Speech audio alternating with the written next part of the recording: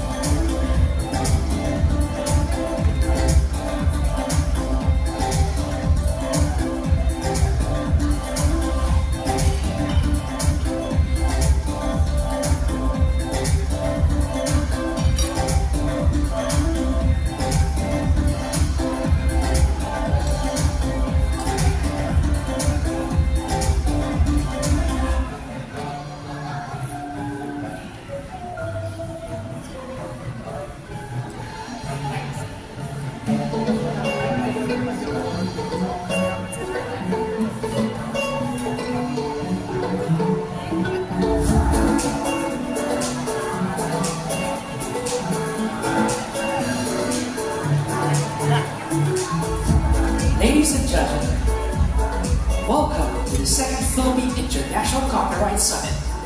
In a few minutes, we will start our program.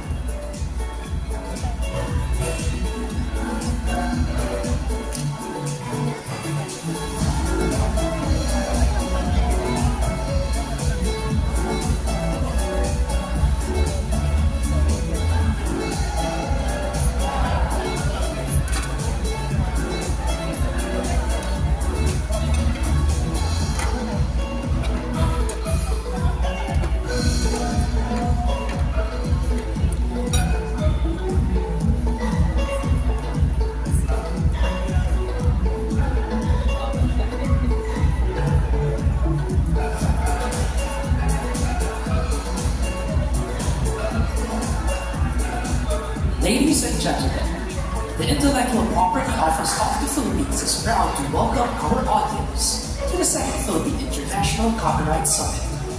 In a few minutes, we will start our program. Thank you.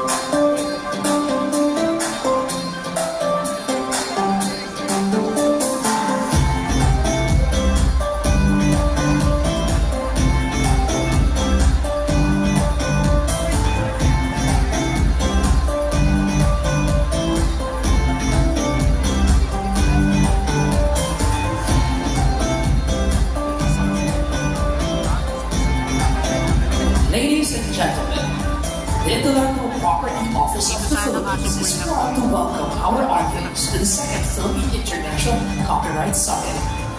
May we ask everyone to please settle down. We'll start our program in a few minutes. Thank you.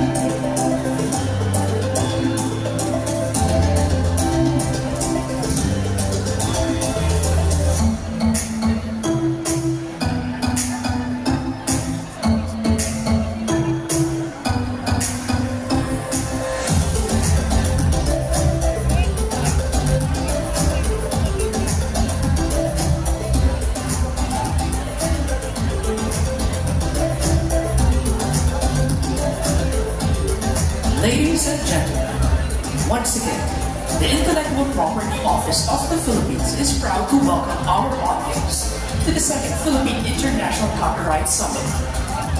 In 1 minute, we will start our program. Thank you.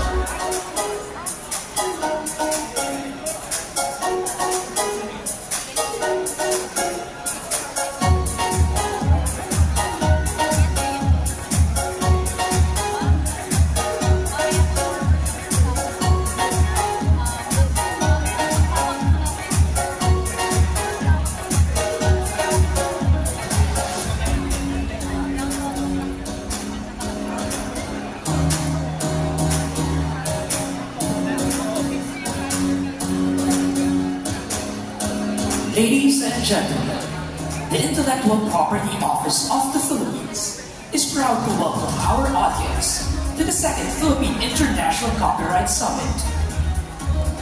To host the opening ceremonies, we would like to introduce our MCs for today.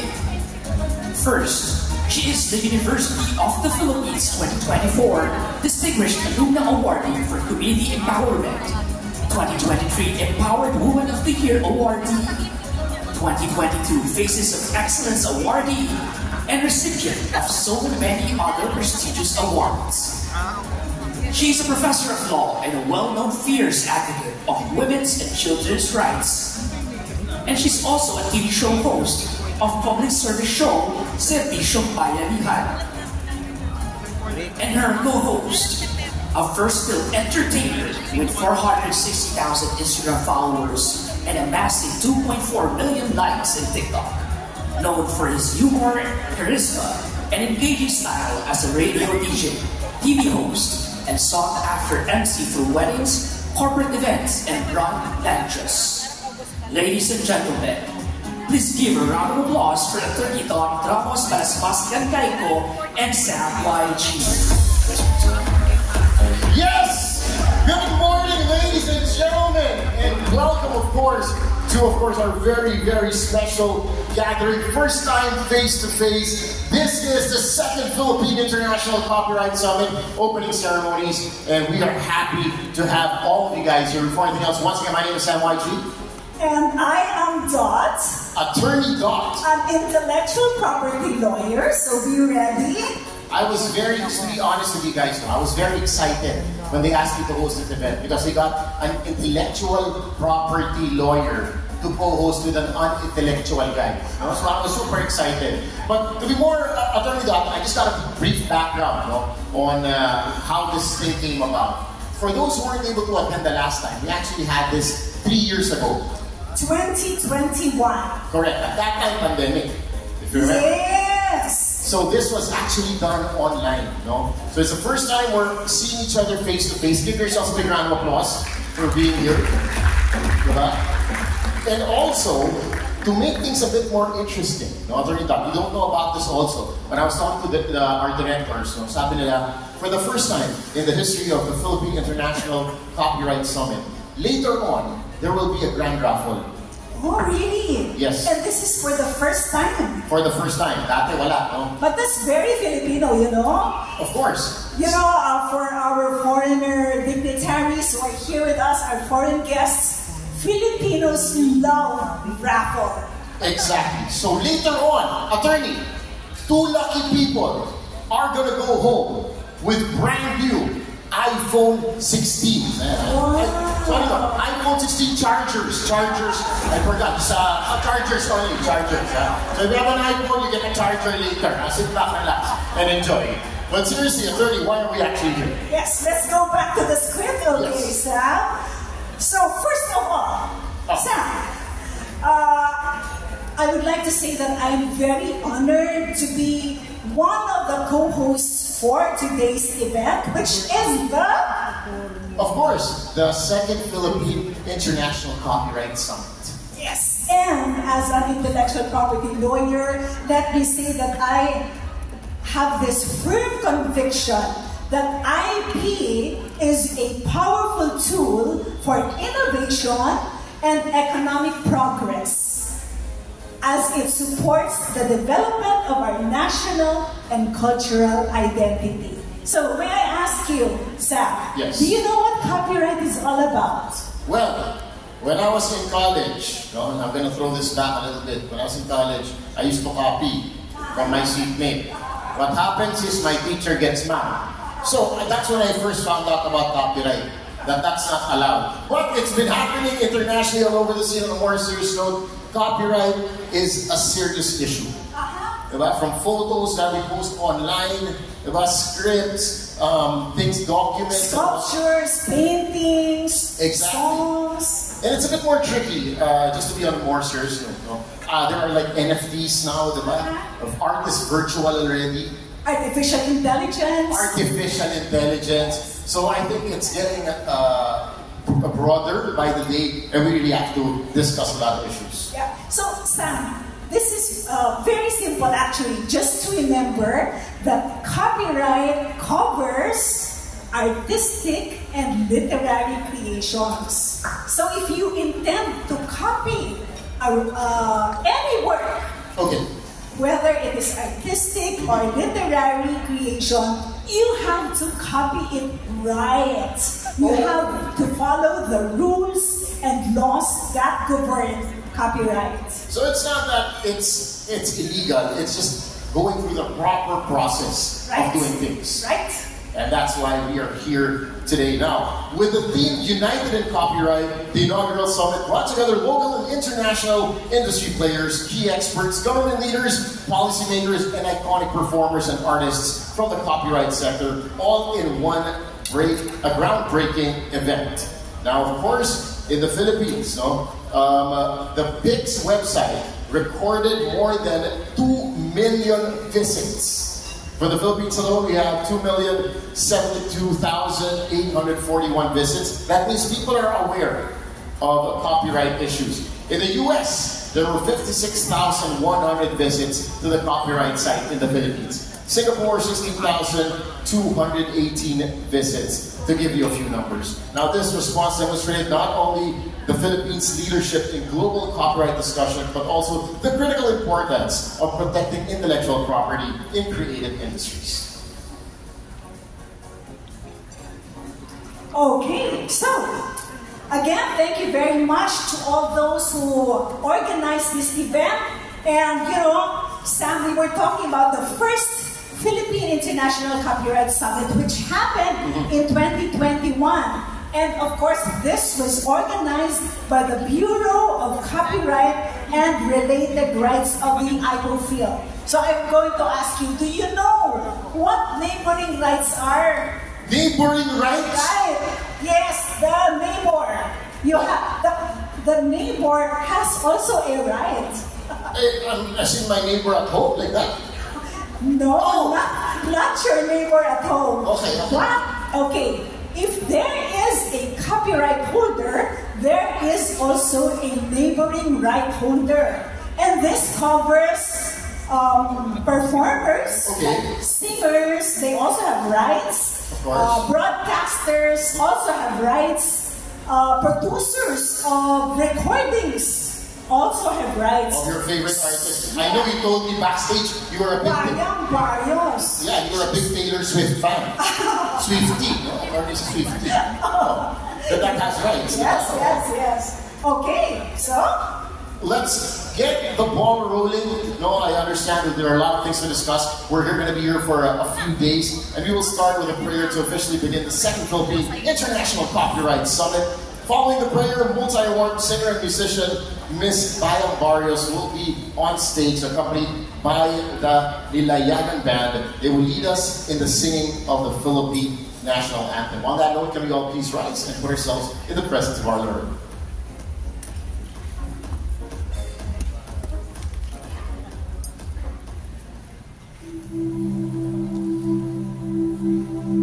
Let us remember that we are in the most holy presence of God. We thank you for safely bringing us together, leaders, creators, and advocates for the second Philippine International Copyright Summit to share knowledge, foster creativity, and explore solutions that will shape the future of intellectual property. We ask for your wisdom and guidance as we embark on this week-long journey. May our conversations be fruitful and collaborations inspiring, paving the way for innovation and fairness in the creative industries.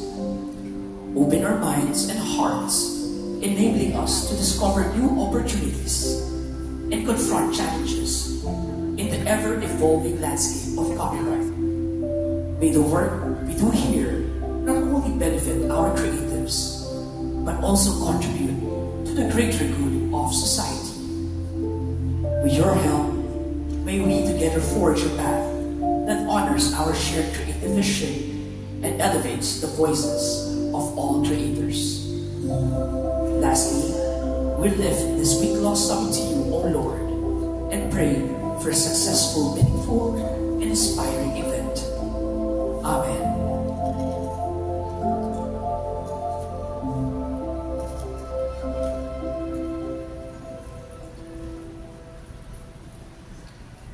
Ladies and gentlemen, let's all please remain standing for the Philippine National Anthem.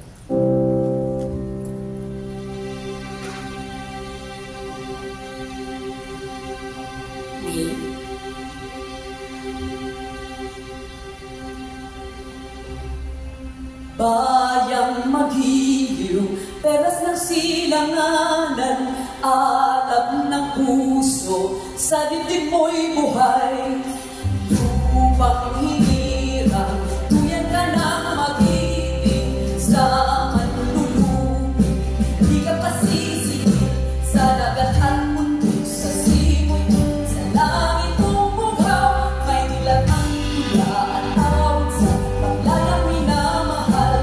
Ang istak ng watawan mo'y tagumpay na nagdirindig. Ang bituin ng araw niya kay mamay magdidilig.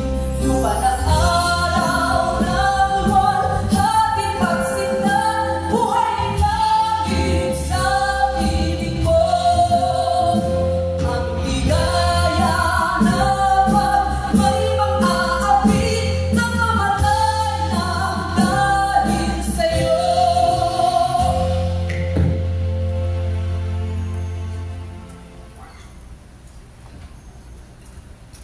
Ladies and gentlemen, you may have your seats settled down.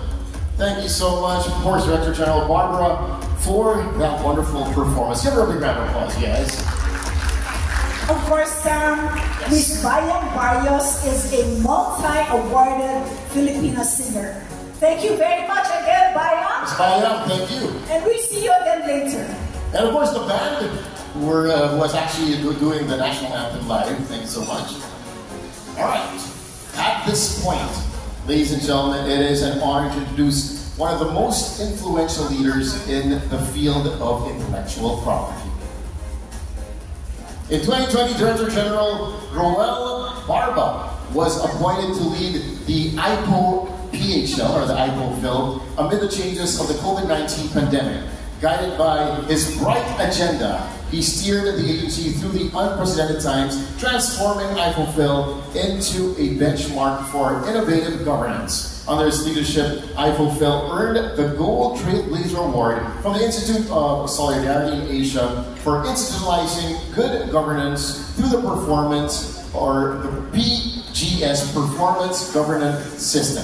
Director General Barba brings over 20 years of legal and business expertise. Before joining IPOFIL, he served as Chief of Staff to Secretary Ramon Lopez at the Department of Trade and Industry, also known as DTI. In the private sector, he held senior roles at RFM Corporation and Jaka Group, where he excelled in corporate, legal, and HR functions. And you know what, Sam? Our DG is also multi-awarded. Yes, he is. Just this year, Director General Barba was honored by the top university of the country, the University of the Philippines, as an alumni awardee, distinguished alumni awardee in public service. There we go. Yes, and he was also named an icon for business and law by the Asia's Golden Icon Awards.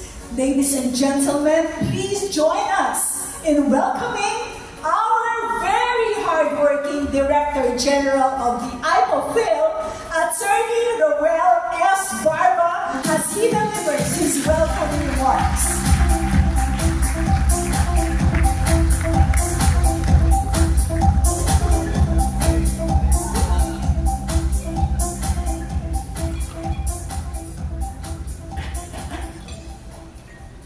Thank you very much, my idol, Attorney Dot Angkaiko.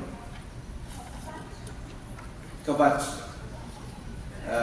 She's my batchmate, the alumni awards of the UPAA, but not in college. And Sam YG, thank you. Her Excellency, the Secretary of the Department of Trade and Industry, Secretary Chris Roque.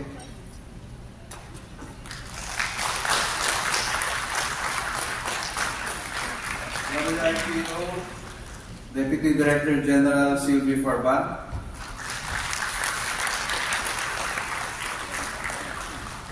Attorney Rene Grapilon, representing Mayor Joy Del Monte of Quezon City.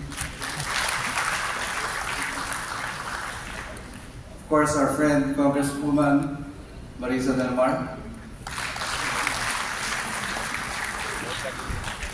IPOFIL Deputy Director General Butch,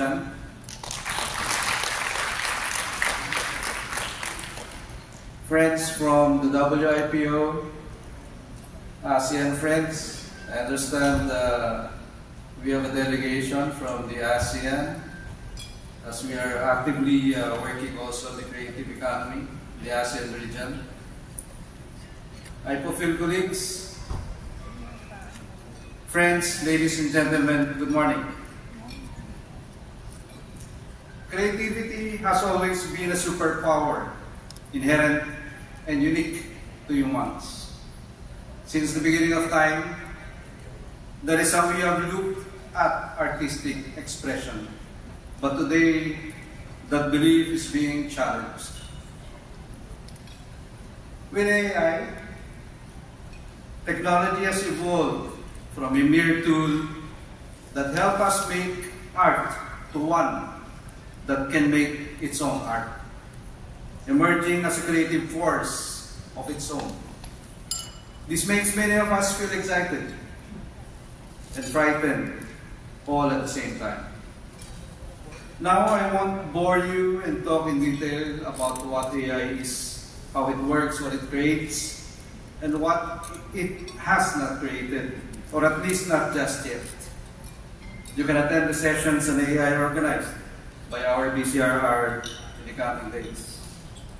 For decades, AI has been making headlines, taking spaces in many research journals. Countless science fiction books and movies have explored different worlds with AI. Some point a utopia, where AI is a friend. Others, a dystopia, where AI becomes the arch enemy who takes over the world. Like the papers, books, and movies we have consumed, this Philippine International Copyright Summit, or which we call PICS, offers time of reflection as man learns to live with machines. We need this moment of reflection to ask the right questions. Questions such as, what does it mean to be an artist in the time of AI? Would machines be able to create poems and songs that could move us deeply and touch our souls? Is it reasonable for an AI-generated art to command the same value in auctions as does human-generated art? And would you take the blue pill or the red pill? For those wondering, the reference is from the Matrix movie. My only appeal is that if any of you here becomes the chosen one, please take the red pill for the team. To these questions, I feel like many IT offices don't have exact answers. But with questions on ethics and law, such as whether AI can be protected with copyright, whether AI works can be original as a derivative of an existing copyrighted work, on whether works made with the help of AI should give credit to the software, its developers and trainers, IPOFIL attempts for answers. We will soon release guidance on this for artists. And the guidance is a result of years of listening to you. We know many of you are largely concerned about strengthening your ownership of your works at a time IP infringement is digital and widespread, making the second PICS a timely conduct, as October is also the National Anti-Piracy Month. But as in history, where the clamor for copyright protection is loudest, there the progress in creativity and technologies is strongest in pushing boundaries. To strengthen your claim of ownership and have a convenient way to prove this, the BCRR will soon launch its copyright registration search. The search system will offer a user-friendly way for checking copyright registration filed in the IPOFIL. This will be updated monthly with future plans to slowly include copyright registrations filed in the National Library of the Philippines. In the long run, we hope to create a truly unified national copyright registry in the Philippines. But of course, we also envision a globally competitive creative economy. And to realize this vision, we need to make the Philippine creative works more visible to global users and investors. With this, IPOFIL is working to be designated as an ISNI registration agency.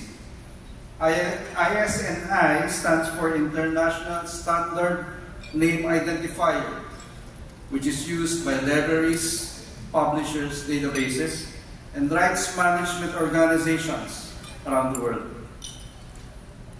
Once IPOFIL is able to issue ISNI to our local authors, artists, and organizations, they could be easily found.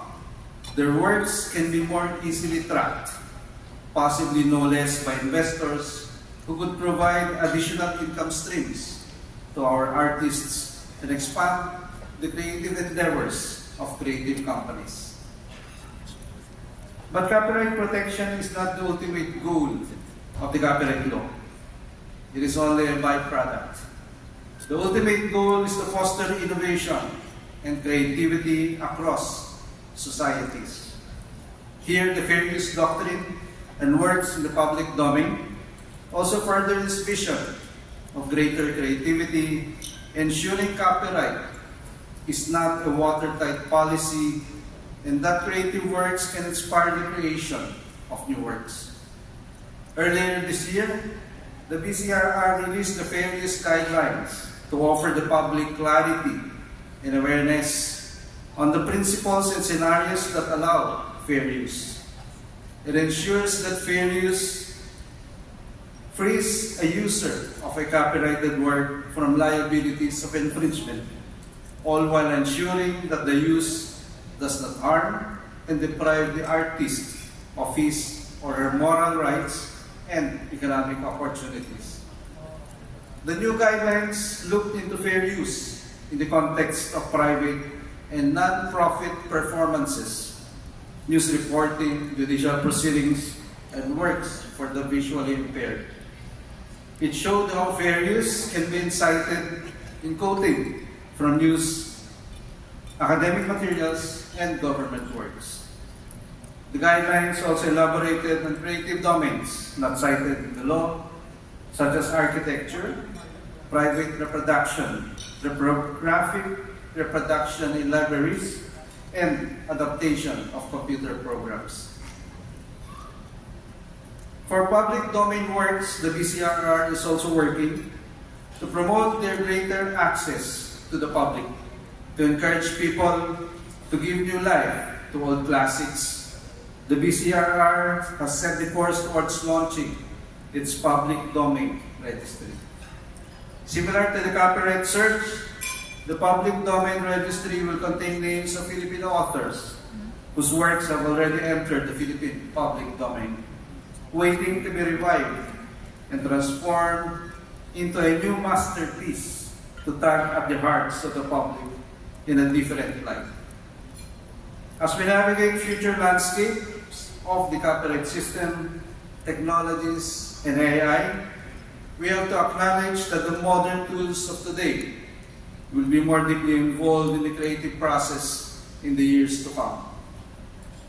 And we need to come up with solutions to live in harmony with technology and AI. Many have proven that they would step up to the plate to make an impact for our artists. We are thankful to our many partners who have stepped up to help make this event happen.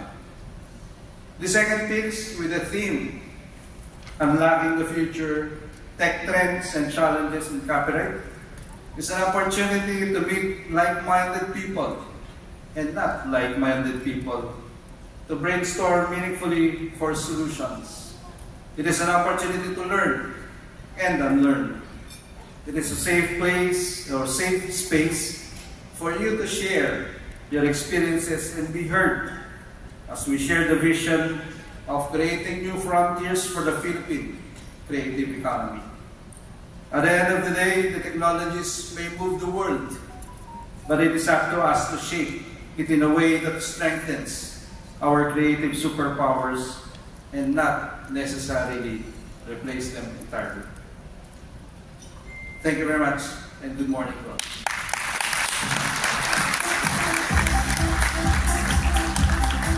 Director General Barno, thank you so much for opening our official summit.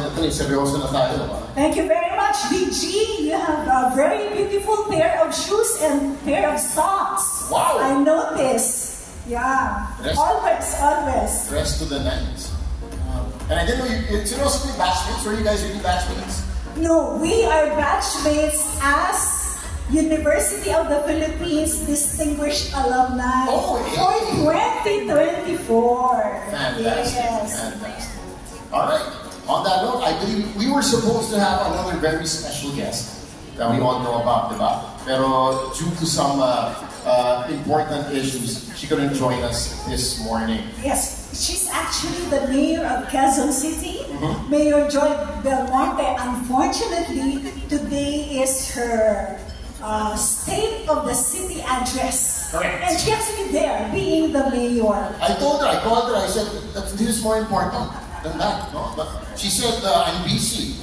So, okay, I said, okay, smiley, yeah. But she really would have loved to be here. That is true. Yes. But we are, of course, going to proceed to our next speaker. We have a very, very special guest from the World Intellectual Property Organization. Yes, Ms. Forban has been serving as Deputy Director General since September 2016, with a background in international economics, diplomacy, and cultural affairs. She has held key roles, including leadership at Eureka Audiovisual and senior executive positions at Vivendi Universal. Ladies and gentlemen, it is our privilege to introduce to you WIPO's Copyright and Creative Industry Sector Deputy Director General, Sylvie Forban. Forban, thank you so much. And if you like DG's outfit, I love her outfit. You are not going to miss her. You are going to, of course, see her from across the room. Please do take it away.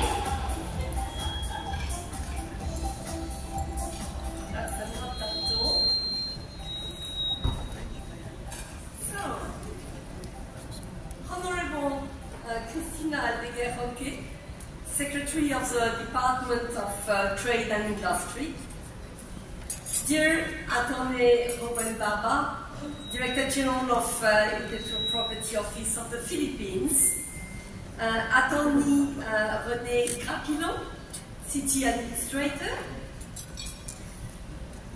dear delegates from ASEAN Copyright Offices, dear colleagues, dear participants.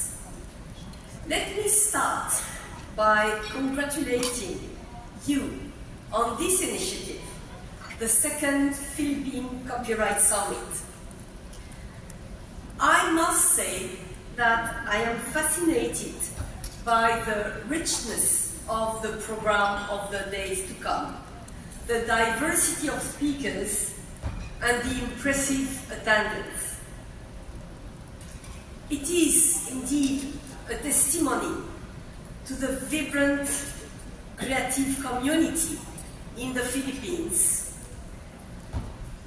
as well as a testimony to the impressive work which the IP Office of the Philippines does in the course of the past 25 years. Let me say that since many years, the Philippines have been a very active and solid partner of WIPO, and I'm very happy to be able to tell you that in person today. Our collaboration has expanded in many areas.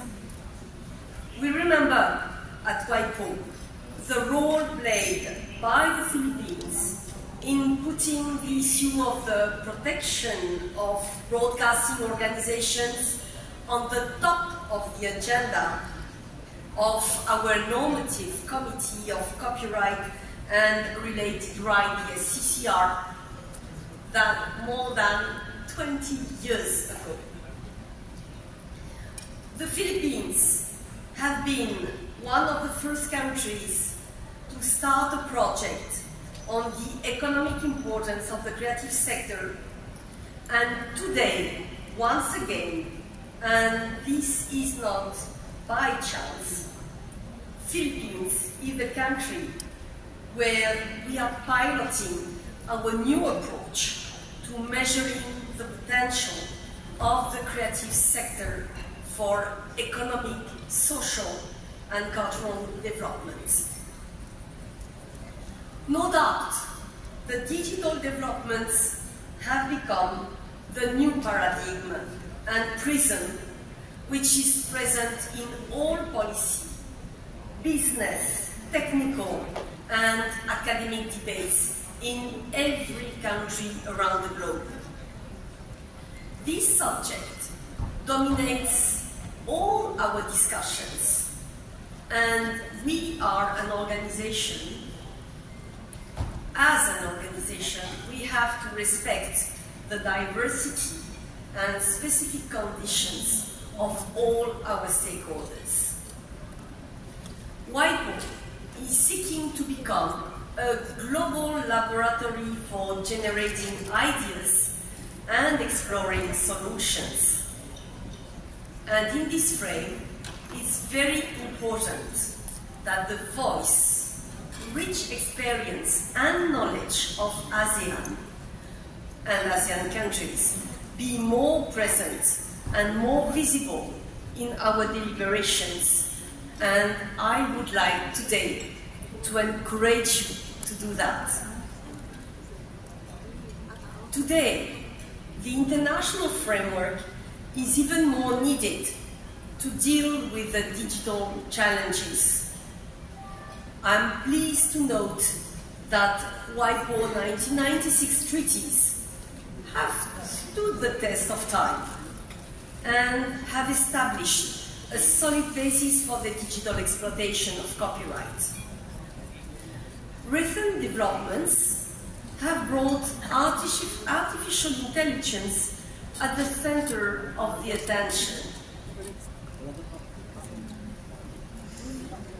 What is clear is that AI has posed challenges that we need to face on international level.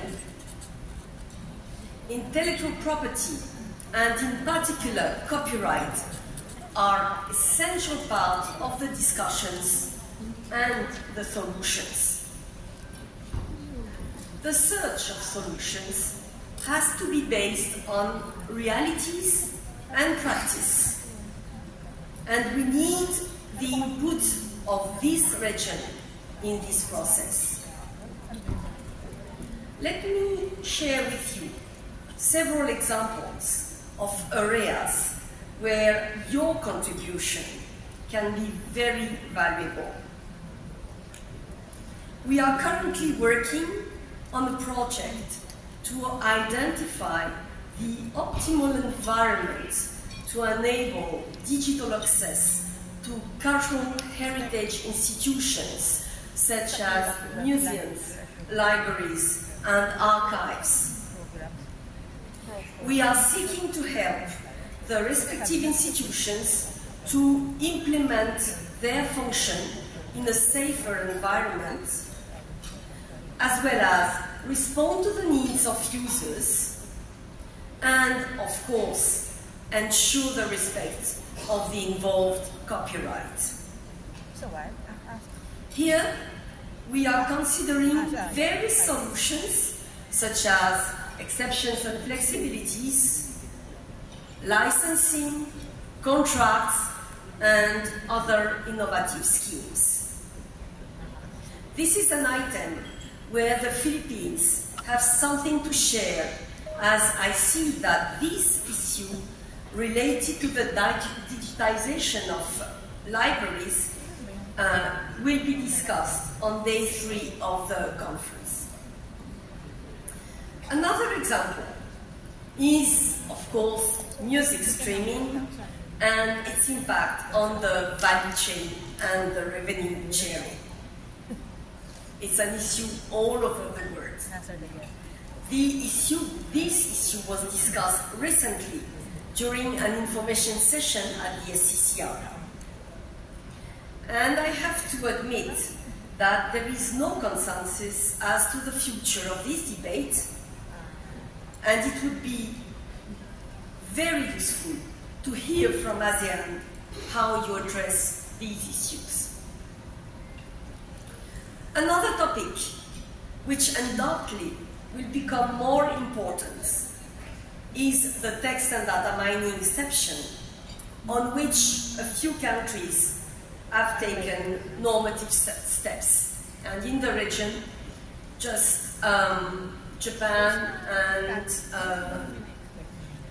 Singapore has taken those steps so far. On issues like this, we need to be creative. And there is a common denominator. We need IT tools in right management to reconcile the legitimate interest of the creative community and the expectation of users and the innovative sector. A long-standing item on our agenda is the resale right to help visual art creators benefit from the success of their work on the market. Recently, we have published experiences on the legal framework and management of this right in countries which have introduced it.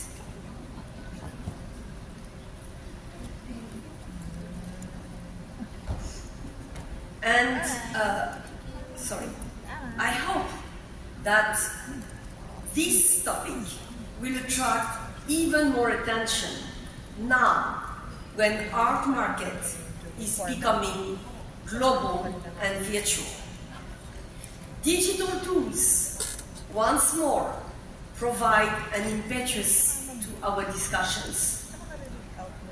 No doubt that the implementation of the resale royalty right is closely related to the efficient rights management, traceability, and transparency, issues which are essential for a market which is increasingly becoming dematerialized. I feel that you will tackle this issue on day 4 of the conference. While we are looking for solutions to conceptual issues, we need to ensure that intellectual property remain relevant and serve the people on the ground. In that regard, WIPO has an important mission in providing knowledge to creators. This is the motto of our new Director General, Mr. Darren Town, and the Director General is supporting very much a new project that I wish to mention, which is the development of a platform. The name of this platform is CLIP.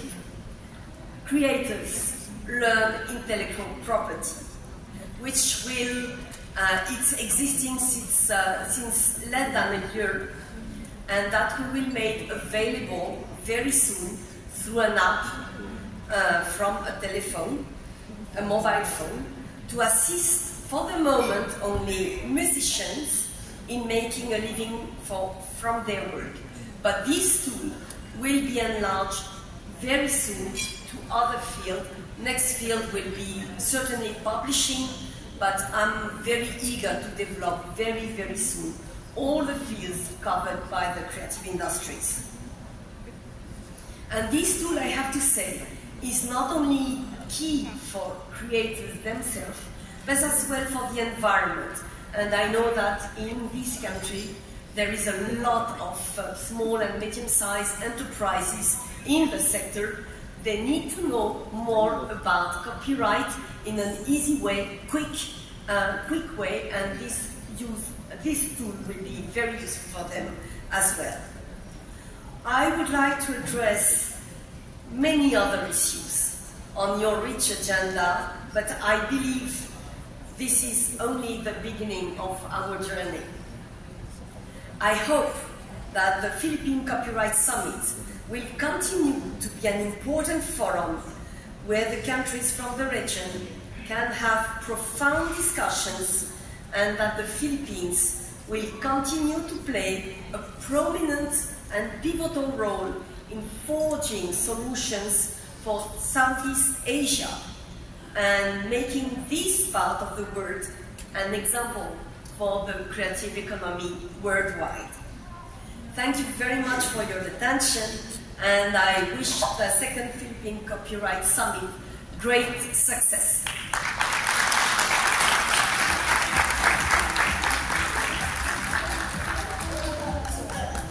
Thank you very much, WIPO Deputy Director General Sylvie Forban, for that wonderful message. All right, and on that note, we are going to move on to introducing our distinguished keynote speaker for today.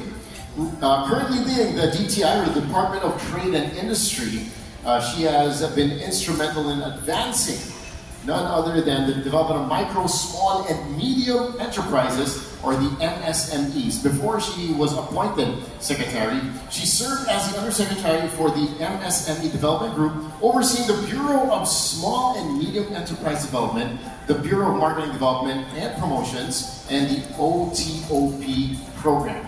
Her leadership also extended to institutions like the Small Business Corporation and the Cooperative Development Authority and the Philippine Trade Training Center, driving inclusive economic growth and empowering Filipino entrepreneurs all over the world. With her vast experience and dedication to fostering economic innovation, Secretary Roque embodies a spirit of progress and public service. So, ladies and gentlemen, it is our distinct pleasure to welcome our keynote speaker for today, Secretary Maria Cristina Aldeguer.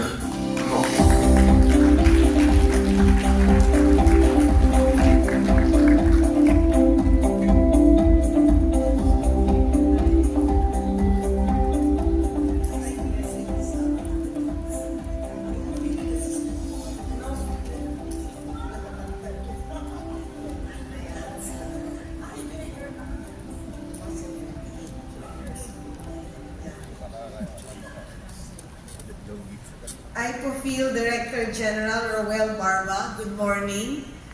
Ms. Sylvie Forbin, Deputy Director General of the World Intellectual Property Office. Mr. Dimitar Gantchev, Deputy Director General and Head Copyright Management Division of WIPO.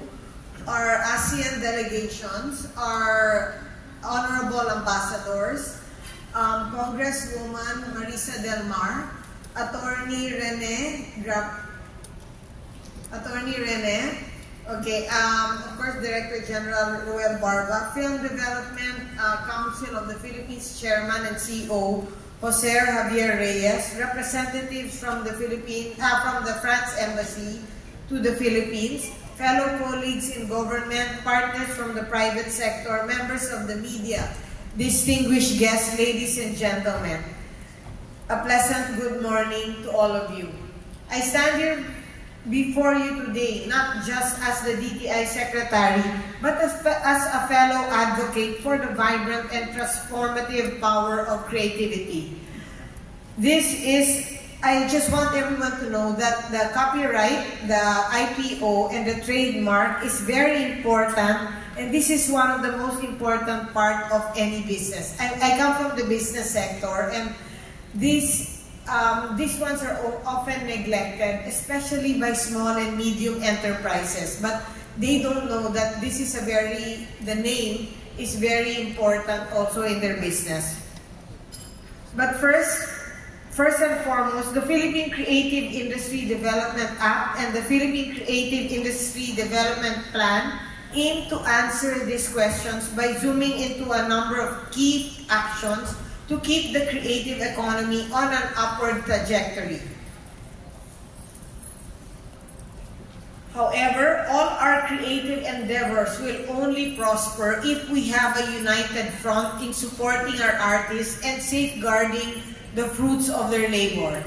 I am pleased to see key players and movers of the creative industry here in the second Philippine International Copyright Summit, eager to learn and make a change in the country's copyright landscape. Indeed, the nation has come together today in the name of creativity. According to the survey released this year by the Asia Video Industry Association, 70% of the Philippines consume pirated content through online streaming. This is higher than last year's 58% and makes the Philippines second in the region with the highest piracy consumption. A large part of this increase is attributed to the rising piracy of social media and messaging platforms.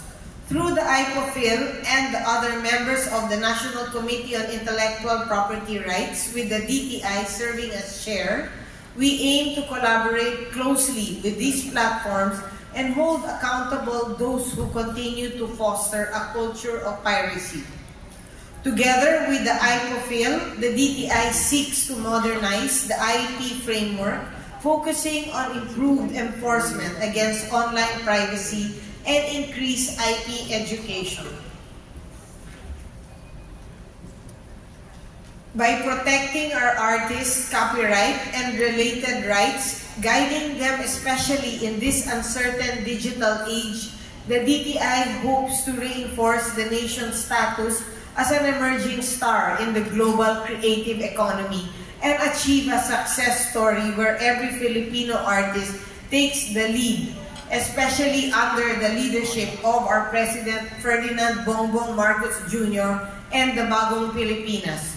Ultimately, by fostering collaboration and championing the creativity and aligning with this administration, we can cultivate a future that showcases the depth of Filipino artistry and innovation, securing our position as a dynamic leader in the creative economy.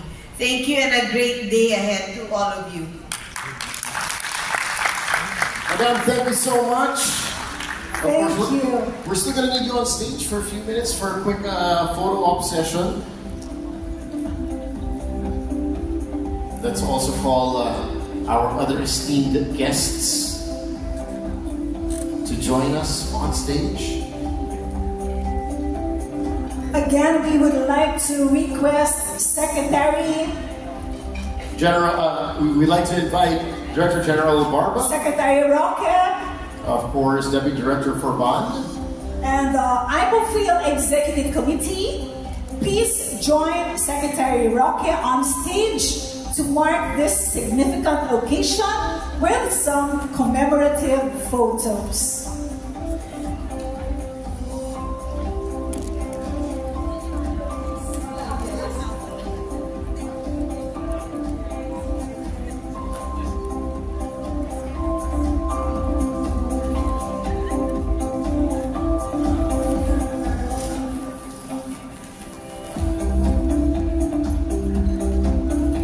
While they are having their photos taken, Sam? Yes, I just learned also, attorney, that we are streaming live as we speak, Everything is actually, people are watching us all over the world right now. I was talking to our director and our live stream is there. So apparently people are watching us from Japan, Korea, Australia, and also Makati. Kakalain mo nga naman, Pati Makati kasama. All around the world and all around the Philippines. Yes. Of course, maayong buntag to our friends in Cebu, who are, I believe, watching us right now. Also our friends in Mindanao, all joining us online. If they're going to make it here in person, they're watching us and joining us online as we enjoy the next week of learning of understanding. Until the 25th, right? Correct, until the 25th of November. Yes. October lang. October. Next month. A little trivia, Sam. Trivia. Yeah, did you know that our secretary, Roque, is the niece of the Aldegar sisters? No way. Do you know who they are? Are they the ones who The dance? And of course, yes, Copyright Summit, of course, includes singing and dancing.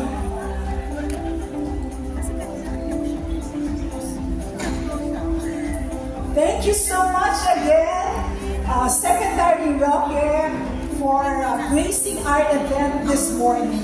Yes, thank you so much. Okay, as we move right along, no, I believe the next part, we are going to have our performers. Yes, at this point, since this is a copyright summit, of course, let us expect very good performers to be giving very nice numbers on stage. Yes, we're going to start off with a captivating performance by Bayang Barrios and the Naliagan Band. Yes, of course, and Cedric and the Artists Welfare Project dancers and visuals artists.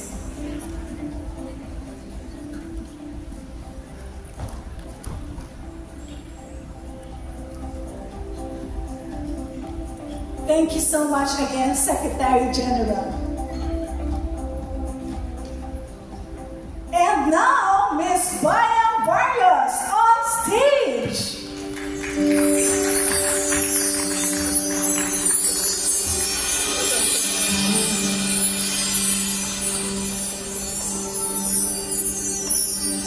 Ipagdiwang ang buhay, ipamahagi ang kulay.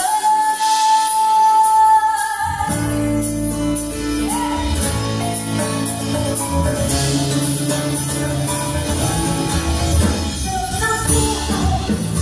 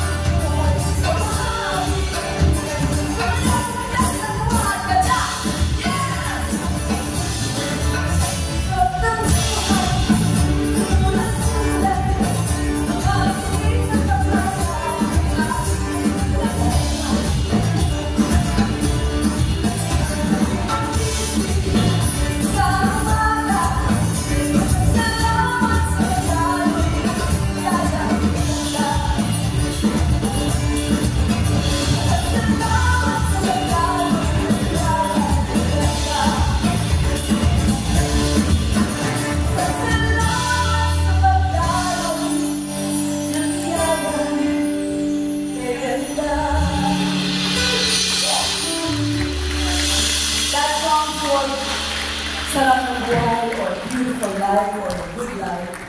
Sarap ng Buhay. The next song is called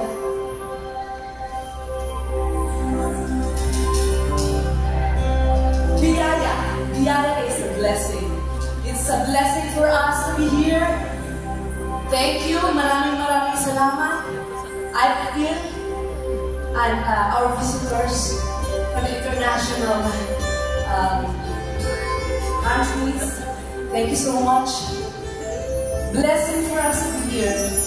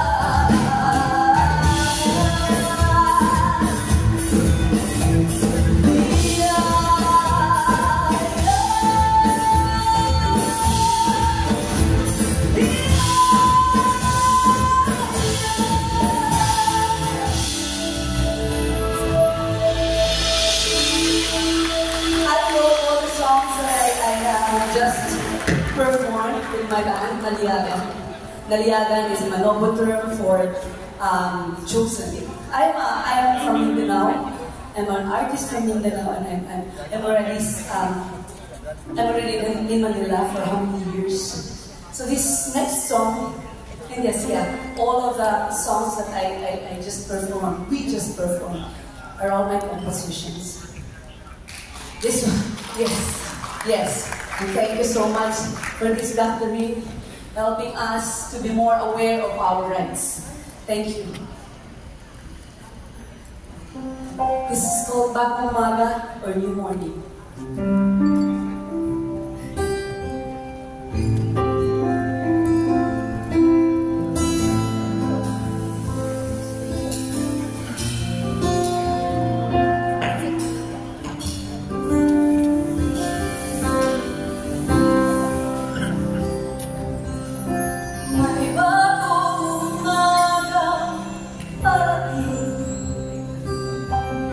May bagong umaga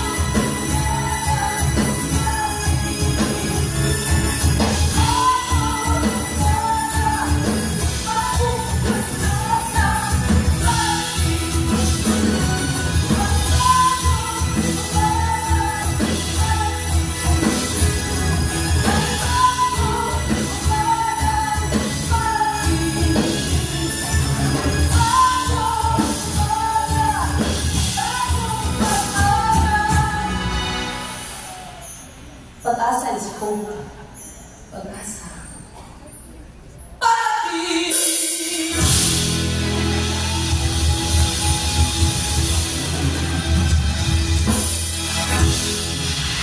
Oh, this one, it's not my composition, this one. This is all that I will be able to sing.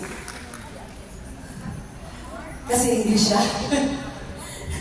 This is a requested song for our visitors to be with us. With all the troubles in the world today, I think we just need love.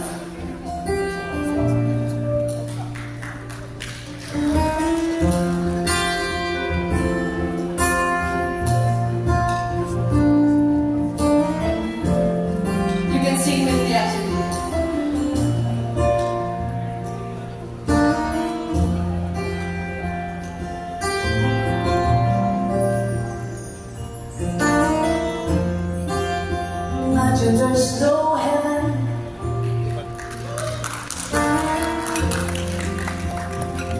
It's easy if you try. No hell below us,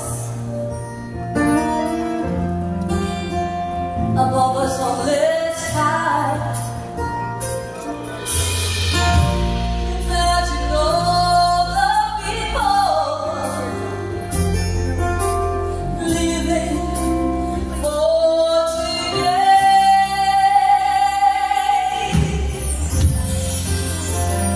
Imagine there's no country.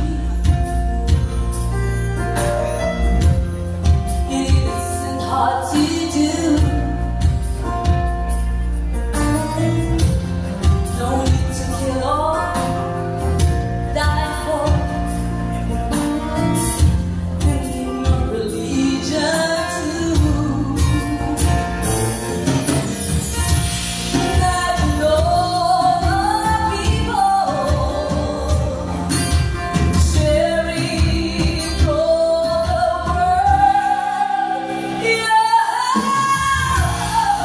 they say I'm a dreamer, but I'm not the only one. I hope someday you'll join us and the world is full.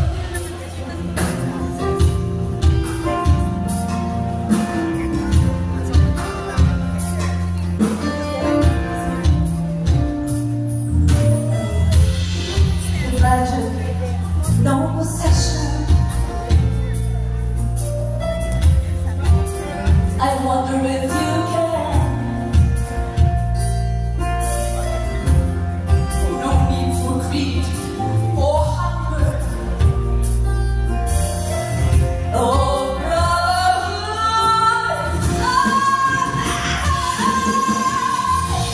Imagine all the people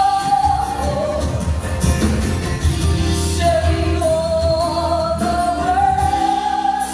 Yeah.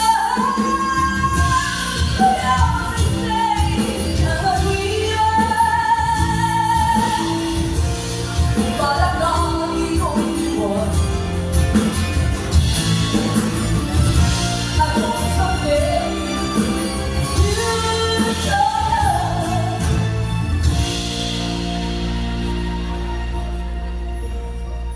And the world is one.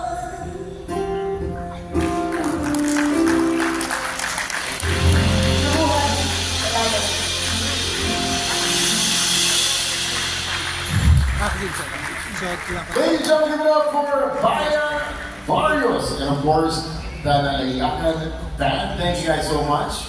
Up next, we are going to have another special performance. Please give it up for the one and only Second Escobar.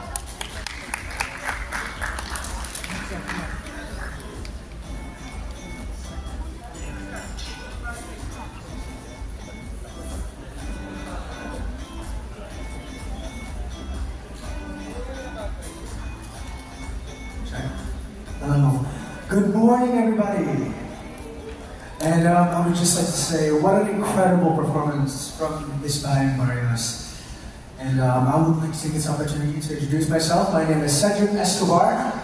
I'm a singer from Police Records, and also a member of Philippines Recorded Music Rights Incorporated, or PRM. I'd also like to thank IPOVIL and BCRR for championing rights for creatives such as myself. It's very wonderful to have you guys support. And also I'd like to thank PRM for protecting music rights here in the Philippines. Because at PRM, protecting music is our passion. And I have a couple of songs. Some of them are original that I prepared for everybody today. So this is my original song, Kasera.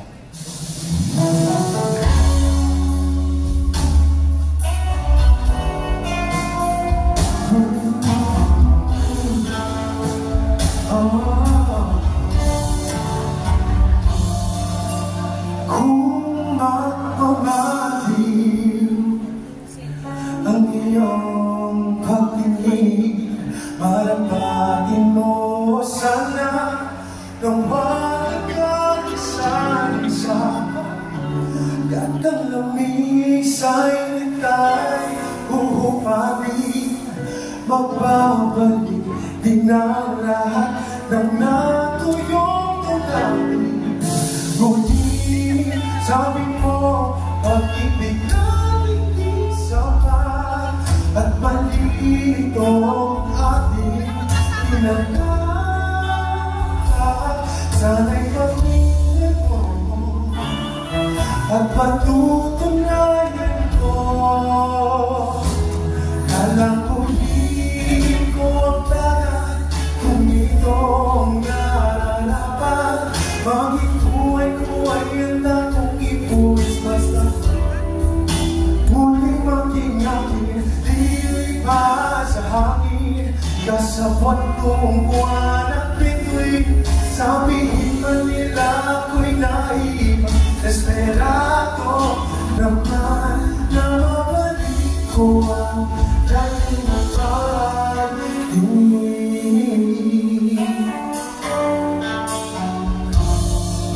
Kasera buksan,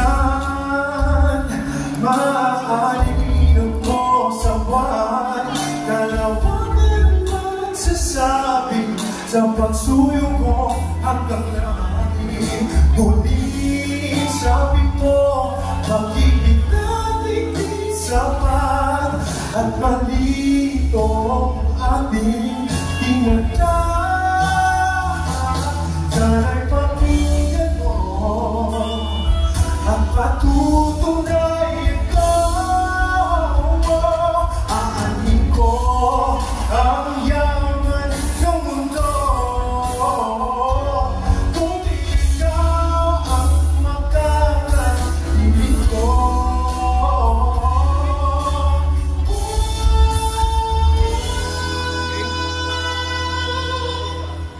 Nanamuhin ko ang lahat kung ito'y nararapat. Maging buhay ko ay handa kong ipuwis sa puso ay maging at sa hangin.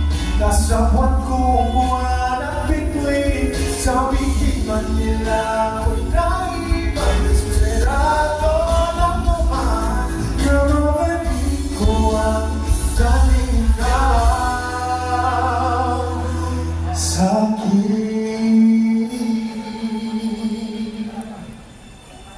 Thank you. That was Kasera, and Kasera in Filipino means a lamp light. So I'm trying to tell or rekindle this old flame of a relationship that I have. This next song is my rendition of Got to Believe in Magic by Mr. David Pomeranz.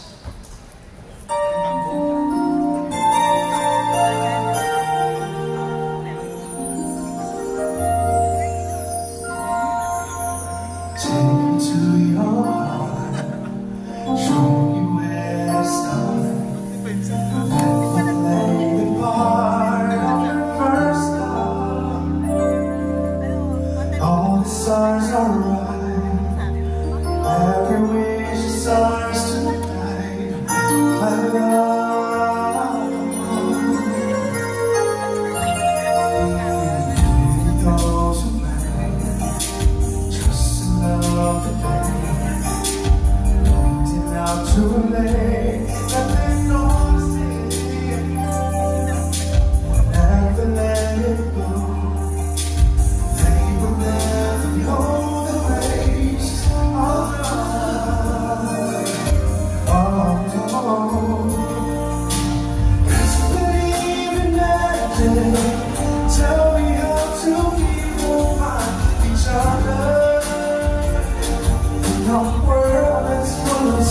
strangers. You can't believe in magic. So unbearable. This is magic when two people fall in love. You never know what I need you so. All I need to know is this feeling. Having to look there. We were born to share this dream, my love.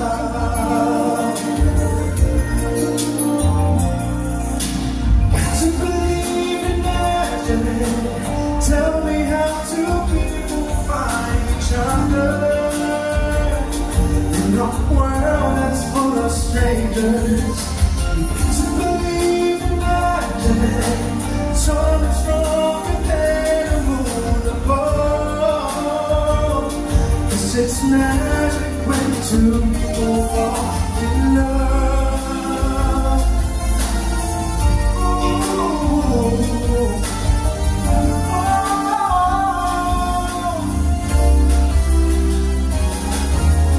Got to believe in magic. Tell me how two people find each other in a world that's full of strangers. We got to believe in magic. So much stronger than a moon above. 'Cause it's magic when two people fall in love. Find each other in a world,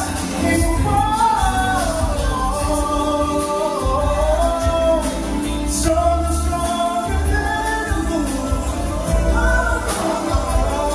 'Cause it's magic when two people fall in love.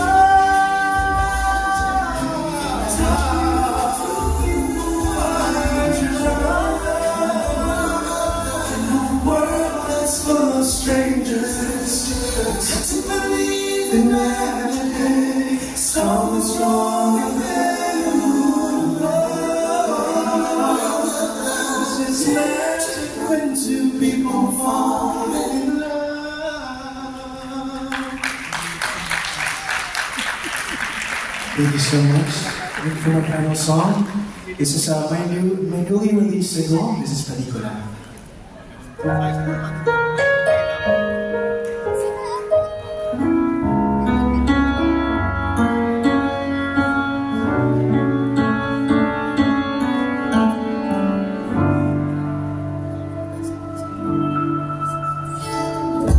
Sa dagan ng paghahanap, di ko na napansin na hindi ko nang mag-isip.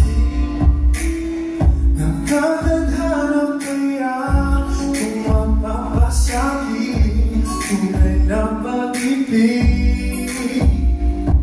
Oh, sana ba'y kumikot, bakit pa sikot-sikot, gagawin natin wala na, posible pala.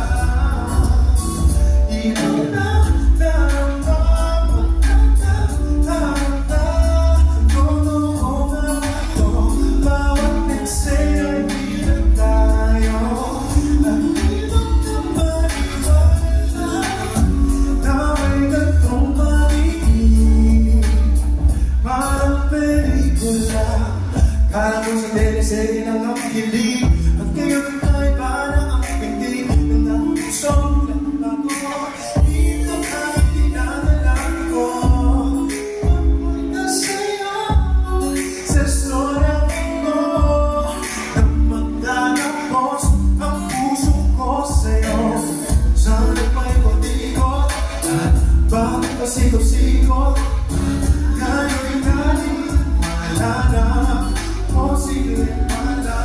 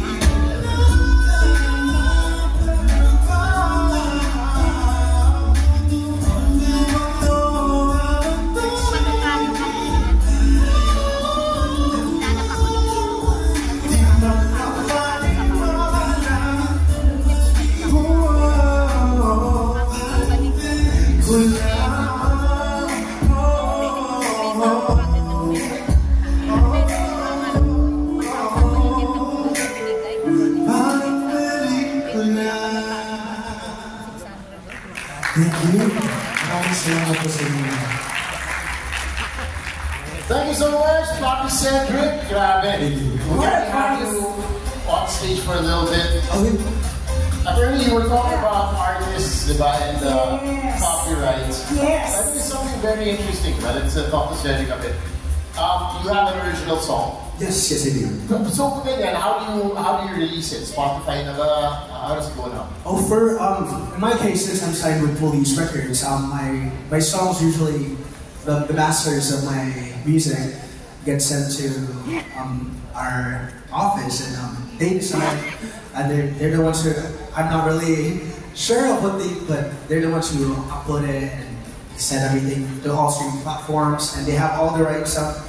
They're the ones who get the rights for these songs. That's what I want to talk about. Yes. So, Cedric, if anybody wants to use your Or composition, let's say, attorney, can I just, sorry to interrupt you. Let's say yung song na ginamit sa TikTok or something like that. Diba? Or they use it for some, like a dance craze. How does that work? Is that part of the well, whoever is going to use his composition should ask permission from him. Yes, or my record label. Yes. So that's how it's supposed to work. Yeah, then you cannot just use it without asking permission from the composer or his representative or his recording company. So do you want to give your number to everyone? Sure. Yeah, just kidding. So that's how it's supposed to. But thank you so much, Cedric. Thank you so much. Learning a bit more about things like these, and it's going to be like that for the next 5 days, as I understand. Actually, Sam, even his performance today, if someone took a video of it and then posts it and makes money out of it, then that will be infringement of his right. So you have to know about those things, Cedric. Yes, I will. We will hit your seminar later. Yes, I'll be here. Thank you so much, everybody, and have a great summit. Cedric, thank you so much. All right, we still have another performer in store for you guys. Everybody who travels from different parts of the world, you guys are in for a treat, because up next, we have the Artists Welfare Project Incorporated dancers and our visual artists to give you another performance.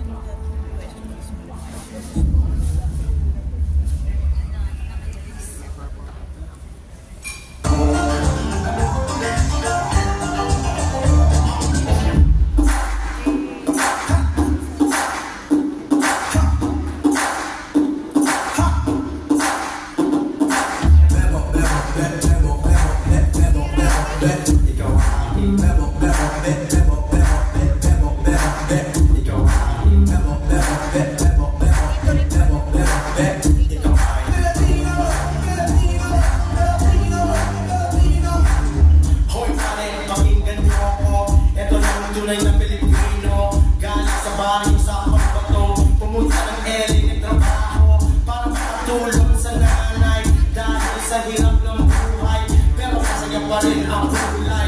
Pag kumain, nagkagamay. Yung kanin, chicken and dog mo. Yung galang binibenta sa kanto. Takan mo na nga ang baso. Pari ko, inuman na tayo.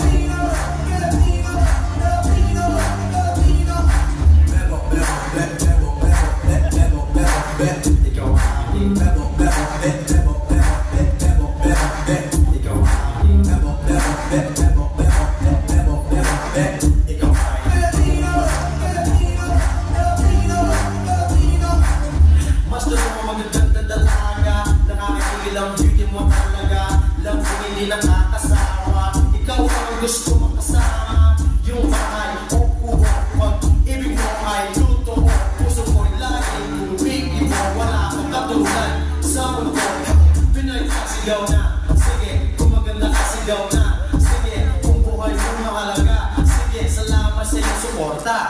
Filipino, Filipino, Filipino, Filipino, Filipino, Filipino, Filipino, Filipino. Bebo, bebo, bebo, bebo, bebo, bebo, bebo. Ikaw aking bebo, bebo, bebo, bebo, bebo, bebo, bebo. Ikaw aking bebo, bebo, bebo, bebo, bebo, bebo, bebo. Ikaw aking bebo, bebo, bebo, bebo, bebo, bebo, bebo. Ikaw aking bebo, bebo, bebo, bebo, bebo, bebo, bebo. Ikaw aking bebo, bebo, bebo, bebo, bebo, bebo. Ikaw ay Pinoy ka sigaw na. Sige, kung maganda ka sigaw na. Sige, kung buhay mo mahalaga. Sige, salamat sa iyong suporta. Sige, Pinoy ka sigaw na. Sige, kung maganda ka sigaw na. Sige, kung buhay mo mahalaga. Sige, salamat sa iyong suporta. Filipino, Filipino, Filipino,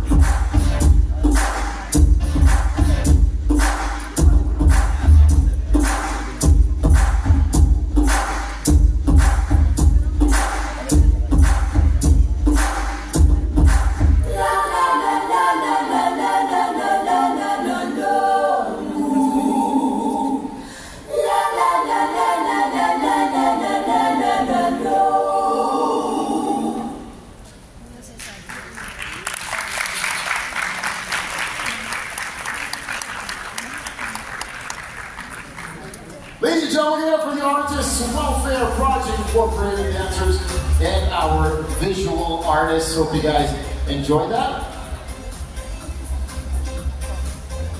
As we are preparing for one last notch.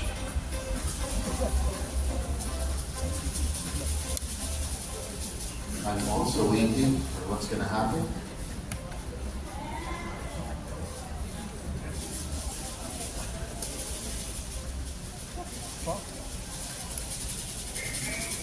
Ah, there we have it. Let's give a big round of applause.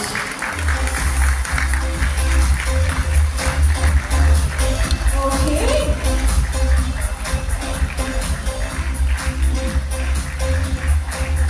Once again, you got my artworks and everything, all part of the Copyright Summit. Very interesting things we're going to be discussing in the next few days.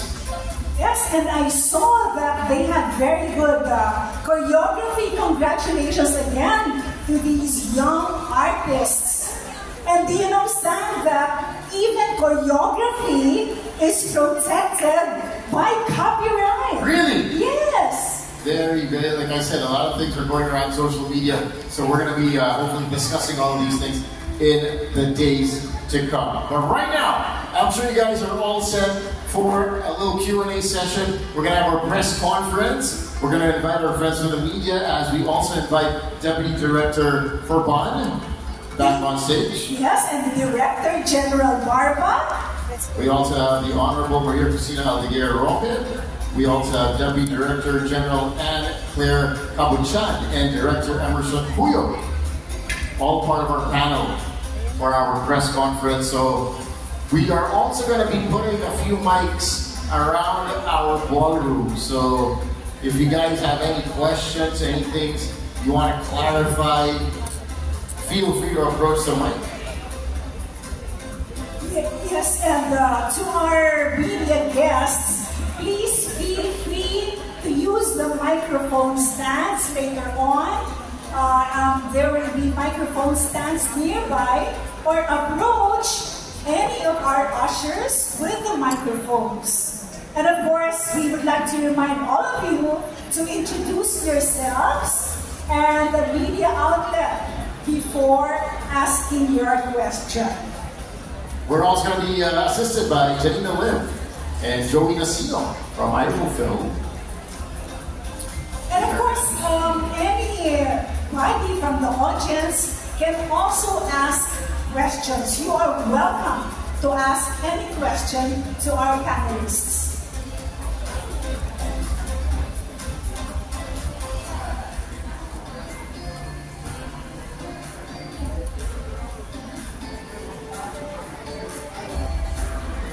Alright, so once again, Janina Lim and Sir Joey will be taking charge of our press conference.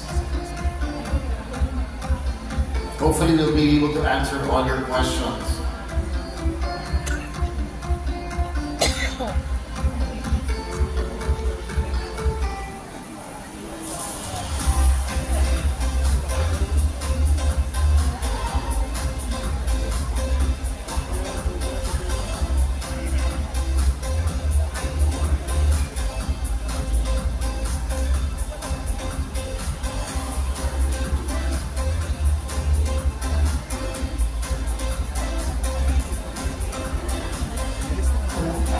Good afternoon, everyone. Again, I'm Janina. I'm from Film's Communication Office, and I'll be your moderator for today's press conference. I'm sure after the enlightening speeches this morning, many of you by now have a long list of burning questions, especially from our media friends who are here with us today. We are grateful to have with us the Philippine Daily Inquirer, GMA News, ABS-CBN, Malaya Business Insight, the Daily Tribune, the Philippine News Agency, QC News Today, DZXL, Tuklasan Nating Channel, Today PH, TNC, the New Channel Philippines, PTV4, Radio Veritas, Hudyat Ngayon, Paranaque Ngayon, Paranaque Net, the Philippine Star, Business World, the Business Mirror, and the Manila Times. Thank you for being here to support the Second Philippine International Copyright Summit. For our panelists, we are honored to have you today. As mentioned, I think Attorney Don already mentioned, and Samaji already mentioned a few house rules. Introduce yourself again before you ask your question. Just come forward and line up if you have any question.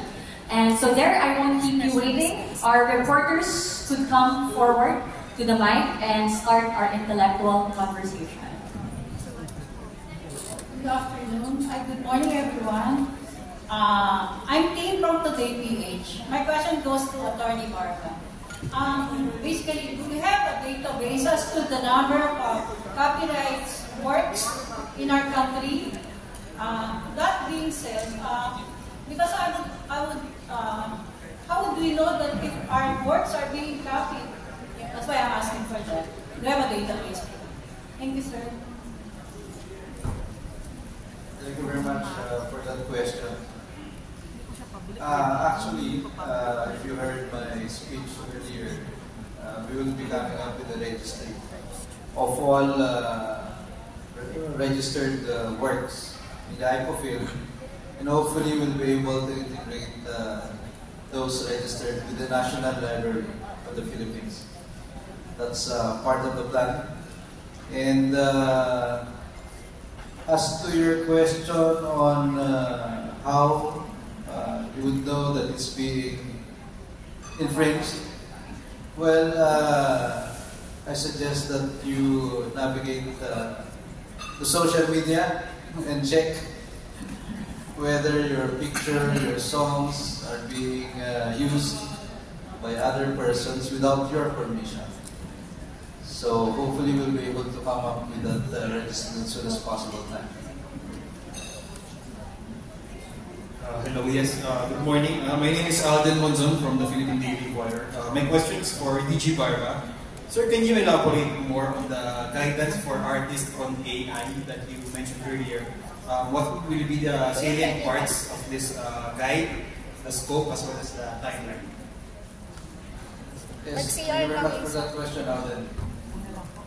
In the next few days, we'll be discussing different sectors in the copyright industry, and at the same time, the effect of AI on the specific sector, like AI music, AI films. So, and hopefully, we'll be able to get the views of those the stakeholders, especially the artists, and come up with the guidelines. As I stated earlier, we can check on the law and the ethics of AI, and hopefully we'll be coming up with some recommendations which we can integrate with the AI roadmap of the Department of Trade and Industry. And I also understand that the DICT, Communications Technology, is also coming up with some regulations. So we are hopeful that the government, the Philippine government, will be able to come up with one AI regulation. It appears that the different government agencies are doing their own, but hopefully we'll be able to integrate and consolidate all of those guidelines in one guideline. Sir, just to be more specific, have you seen any gray areas that must be addressed when it comes to what is, I guess, copyrightable or not? Yes, in the Philippines, it is required that the work should be the work of a natural person. So we require disclosure in our application form, whether or not it was made by a machine or a person. So we do not register those made by machines. And we also require disclosure how much percentage was made by AI. So these are the practices we have been doing for the past year. And so Director Engr can elaborate more on that. So yes, as mentioned by DG, part of the guidance that we'll come up with is particularly focused on copyright registration, similar to what was promulgated, what was released by the US Copyright Office sometime in 2020. Sir, last question, sir. Sir, how about the other services that you mentioned earlier? When will those be launched? The ISNI and the other one? With the permission of the DG, we are already in the final stages of negotiations with the ISNI authority. Kasi yung ISNI po is issued, no? To be a registration authority, you must apply as to be a registration authority. So we're now in the final stages. We're ready to embark on it and issue ISNI before the end of the year. Good morning. Jose Ingles, Federation of Philippine Inventors. My question is directed to DG Barba. Have you been invited to our National Inventors Week, November 25 to 28?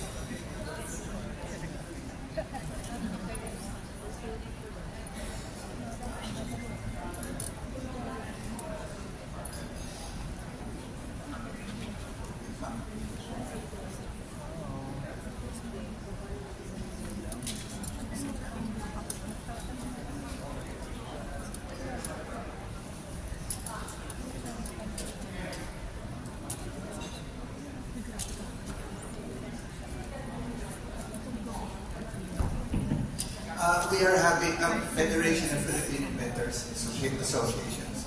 We are having our National Inventors Week, November 25 to 28. Has our organization invited you? Well, we are in coordination with the FIS and the other organizations. And yes, we have been in partnership with the different organizations of inventors in the Philippines. Have you any new programs of assistance for Philippine inventors? Well, currently, we're trying to, on the part of ICOFIL, since our mandate is for the registration of inventions, the issuance of patents. We just released, or we just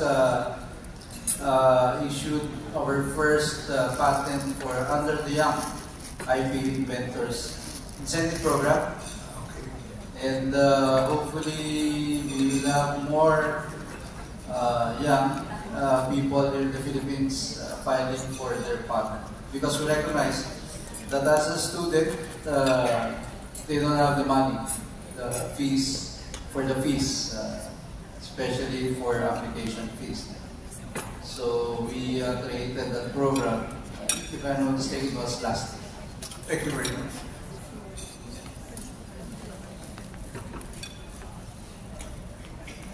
Good afternoon, Valdes from PTV. Since AI is very accessible to artists, writers, in contributing and in generating ideas, so how can we see the thin line between the product of technology and pure creativity?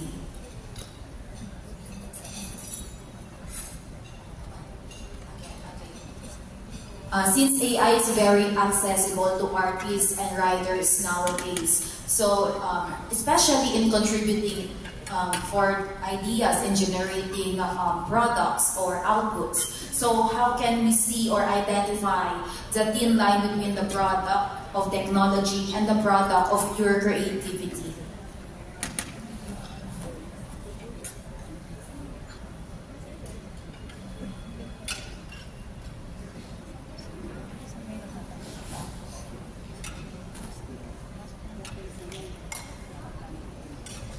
Sorry. Yes. Well, that is a very important point that you are raising. Indeed, there is a lot of, there could be a lot of proximity in the outcome, and that's why, as the DG said before, there is a need to identify the part and to make, of course, the one who made the product based on AI to identify the part he has taken from already something which was created by the human. But of course, this is very important, the self-declaration, self-statement. But we are working on technological measures, identifiers, which would help already when something is outcoming from the machine, it would be seen the part which was already copied or inspired by a creation. This is a very huge issue, very important, and as I said, IT technology we use in this phase where IT technology is so important. So we will try to find solutions from the machine. As always, you know, when in the past you have had progress brought by technology, initially the reaction was, oh no, we will not be able to determine what is the part of originality or what is the part done by creators themselves. But you know, it's always possible to define the frontiers in between what is originality and creation and what is only a reproduction or a work done through this process. but it's a huge issue indeed. We have not already all the solutions at hand.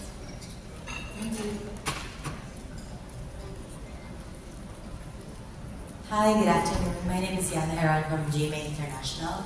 So our question is, in a world where the space for original content is prevalent in platforms like TikTok and Reels, there are a lot of influencers, artists, or even ordinary citizens that provide original choreography for songs in the market. So our question is original choreography subject to copyright? For example, an original dance from Martin Rebecca. Thank you. Yes, in fact, Alice Reyes, our national artist for dance, has several registrations in the office. And she did it during COVID. She filed her applications during COVID. So, and she was very happy because all the while, according to her, she did not know that it can be copyrighted. So hope that there will be more choreographies to be filed in the office. If I may add, a more current, aside from national artist Alice Reyes, of course, teacher Dorcel of the Tala fame, she copyrighted her song, her choreography for that particular and several others, including, I think, Kilometro. So, yes, subject to siya to copyright protection and you can register. Good morning, everyone. My name is Cathy Cruz from DZXL ang Ating Katipunan every Sunday, 7 to 9 in the evening. And of course, I have my own show, Tuklasin Natin, at Katipunan channel, also in tuklasinatin.net.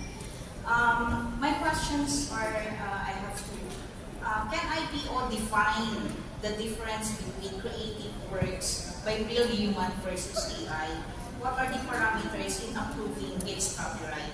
And second question, what if there are cases a person submitted a copyright and able to get the certificate from IPO, but later found out it is a work from AI? Is there any punishment?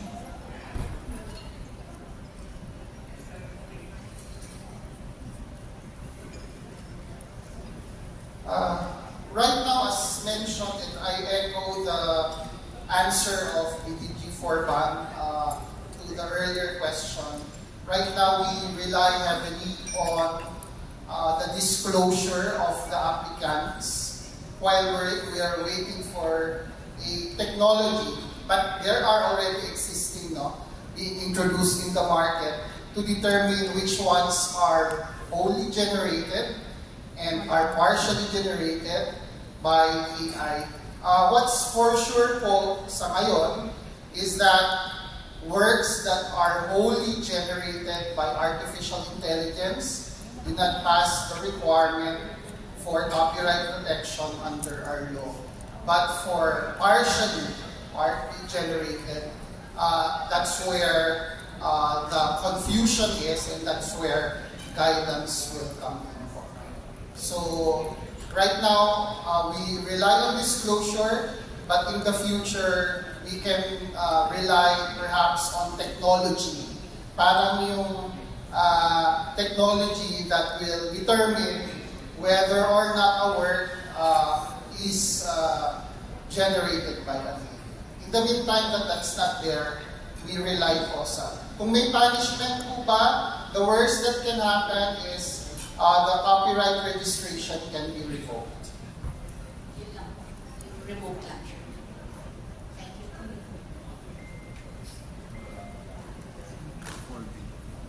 Good morning po, I'm Jeremiah from Radio Valdes. My first question po is, with the recent passing of digital services now, will this be connected to protecting Filipino intellectual properties? What do you think are the connections, especially in safeguarding our intellectual properties?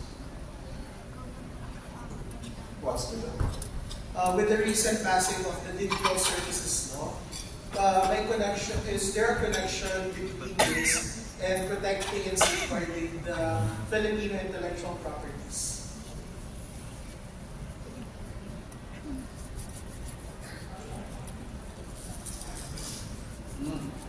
Yeah, I understand that this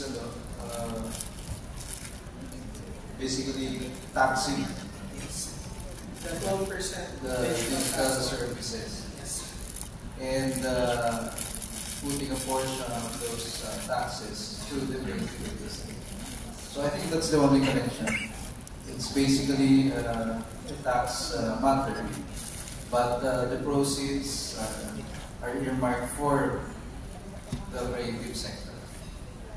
My follow-up, sir, is with the theme unlocking the future tech-friendly challenges in copyrights, how will Archivido safeguard intellectual property, especially po sa pag-usbong or with the recent trend of deepfakes, AI manipulated videos, and especially in the literature and the social media outlets? Sir, can you repeat the question? How will Archivido safeguard intellectual property, especially with the recent trends of deepfakes of artificial intelligence and artificially intelligence manipulating? Well, Archivido has been working with the 14 government agencies under the National Committee on Intellectual Property Rights. And just recently, we issued the rules on voluntary side-blocking. So we already issued a decision using this regulation, and I think it involves the YTS website, pirated websites. As to the other AI generated like deepfakes, maybe we'll have to really study and evaluate on what we should do about it, and we have been coordinating with the other IP offices now. Because in APEC, this is also an issue raised by the US. There was a movie created by deepfake with Morgan Freeman's face that was used, but he never made the movie. So it's a continuing discussion between the IP office, especially the big ones, and of course the IPO. And we have been exchanging information, knowledge on how to deal with it, and especially as it affects not only the person but also the livelihood of the persons. Like the strike in the US of script writers, because they lost livelihood, and some companies are now using AI to make the script. So, but in those cases, I think as long as there's no infringement, we can make use of those technologies. So what is important is we should be able to come up with our own rules and regulations in the Philippines. And this is an avenue. The second fix is an avenue for everyone to share their views, and so that this will be included in our future issuances. If I may add that to KDG, yes, we recognize the need to provide also guidance and knowledge on that. But we can, as early as now, we can look to the inisyu na po ang US Copyright Office guidance on deepfakes, the part 1 of its work on artificial intelligence deals with deepfakes. So there was a survey of the law. So maybe that's a starting point to also take a look at the local situation. Thank you. Good morning. I'm Noel Noblet from DZXL Radio. Also a member of FIIS, Filipino Inventors and Innovators Society. Can the IPO office expedite the processing of innovations and inventions for patenting purposes? Question number 2, is there a prescribed period of time for an invention to be patented? fast track. I know a lot of innovators submit their inventions, but it takes a longer time to be patented.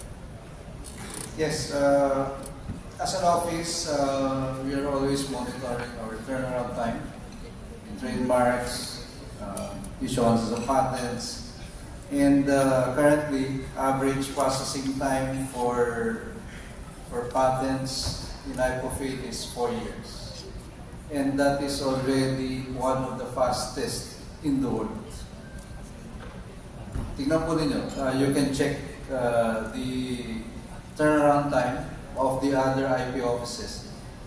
And there are other countries which has less processing time, like Singapore, Taiwan.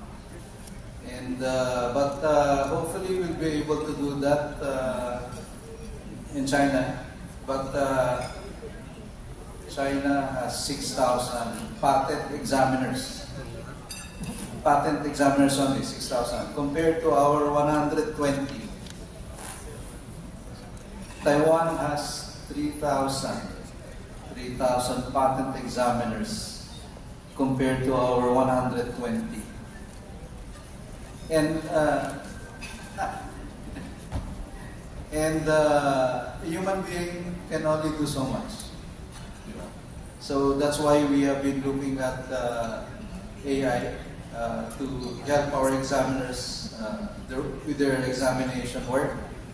And hopefully we'll be able to find one that is reasonable, reasonably priced, and we will update you on the processing time. But in some cases, medyo mabilis na po yung iba, no? Especially those applications made by a professional patent agent. That is why we have been capacitating our ITSOs, our TISCs here in the Philippines. And currently we have already 95 TISC members in the Philippines. So maybe we are now #1 in the world. And we have been capacitating them on patent drafting because we notice that the delay happens when it's returned to the filer for corrections, and then they submit it, then we again return it to the filer for correction. So in order to help the filer at least secure the patent in the soonest possible time, we capacitate them, especially the schools.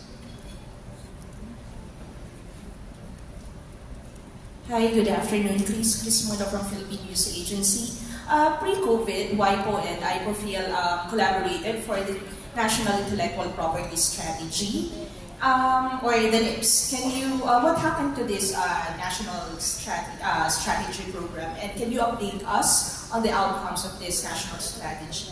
And to Madame Farba, will there be new cooperation or collaboration between IPOFIL and WIPO in the near future? And if yes, can you share more details about this?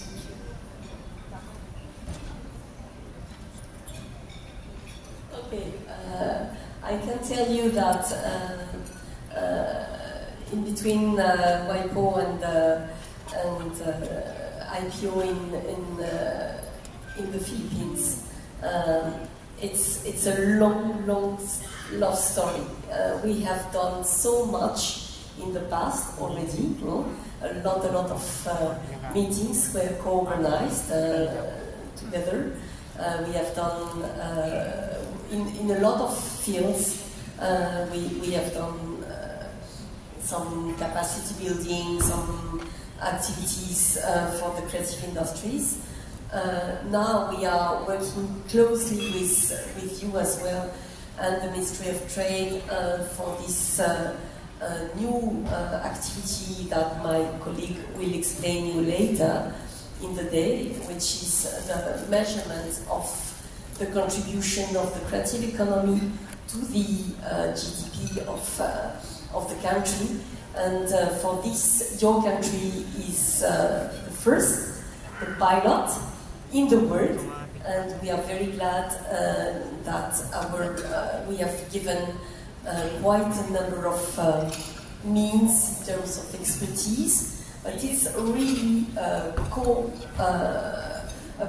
partnership program that we are doing with the Ministry of Trade and all the teams in the statistical area, and we are working as well with the IP office because it is so important for a sector where the data are coming from the private sector, along with some data already available in the IP office and in other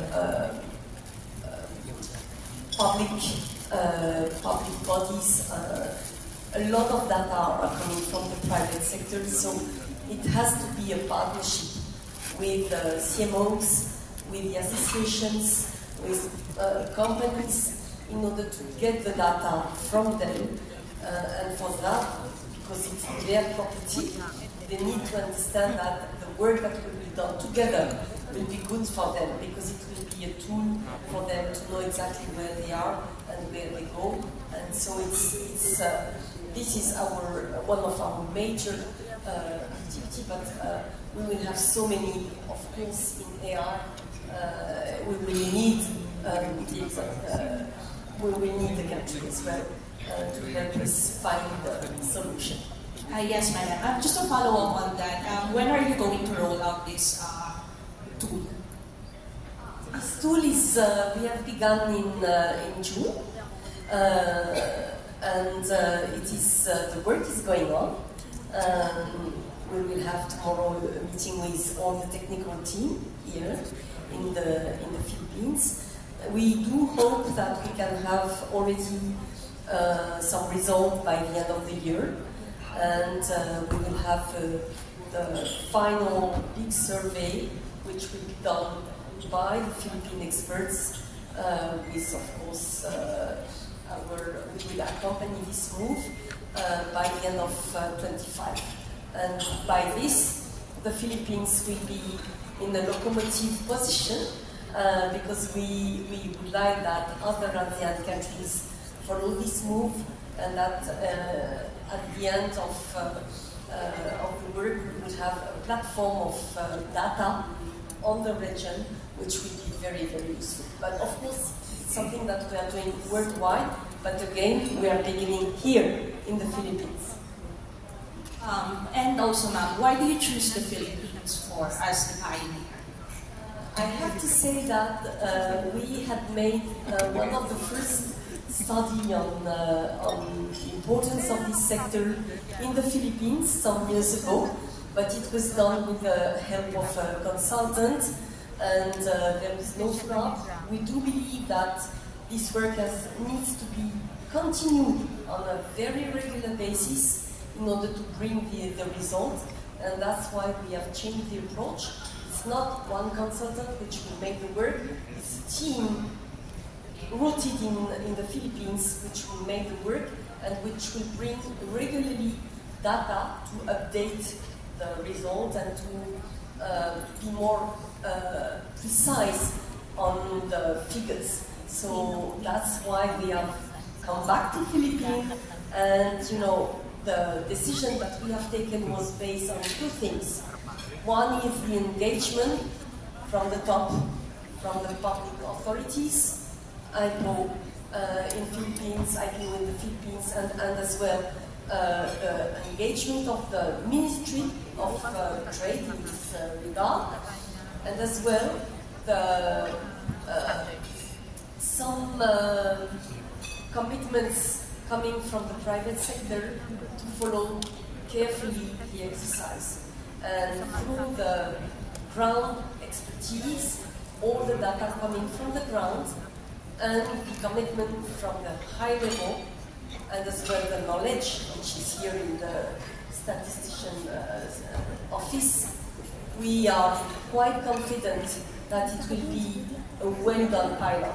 And it's important because, as you know, a pilot has to open the road for other experience in other countries, and has to bring some, well, some evidence that the tool is a good tool. So we play a very big part with a big game with the Philippines, but we are again very happy that this happened in your country. Thank you, DDG, for that. Before we proceed to the next question, just wanted to have a brief segue. Who here knew that October is actually National Anti-Piracy Month in the Philippines? Raise your hands. Who knew that? Okay, madami. Okay. Because WIPO is actually one of our partners for the Stop Piracy campaign, and I think DDG Ann has a few words about the importance of this celebration and how the PICs could help us better appreciate this celebration. DDG Ann. October is Anti-Piracy Month, and of course, it is not a pure coincidence that the summit, the Copyright Summit, is held in the month of October. We would like to highlight that the growth of our creative industries, of our writers, our painters, our sculptors, even our game developers, really it is rooted in an environment where people respect their rights so that their creativity can flourish. Now, we have worked with the WIPO on anti-piracy campaigns, the most recent of which was the appointment of an anti-piracy champion, that is in the person of Matteo Guidicelli, who created videos which were uploaded in social media and really targeting a specific audience because of a survey that was conducted also by WIPO that showed that those who frequented pirated sites were that age group.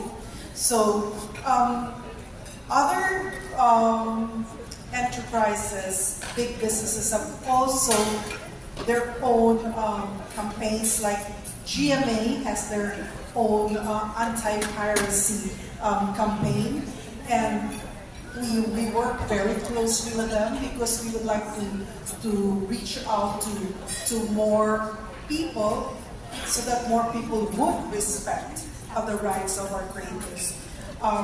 The DG had mentioned earlier, and I would like to highlight really the voluntary site blocking mechanism.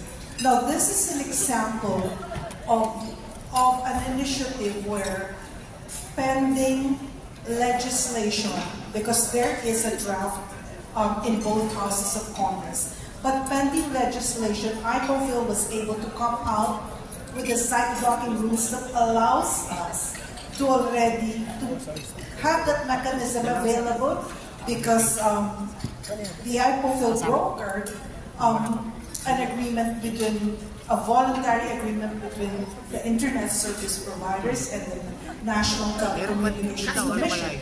And so if there is any complaint that is filed with the IPOFIL, our IP Enforcement Office studies that complaint, and if they see that indeed there is piracy, there's illegal streaming, then they will now submit this to the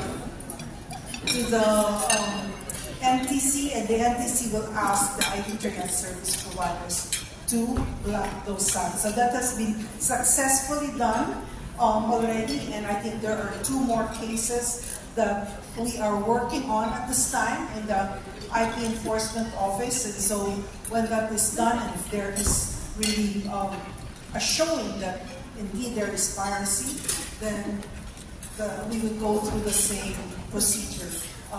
But hopefully there will be legislation which, if that passes, allows the IPOFIL to directly block those sites, so without going through NTC or talking to Internet Service Providers. So just to highlight that, of course, piracy is something that is very much a problem. It is the elephant in the room. But it is something that we would need to tackle head on.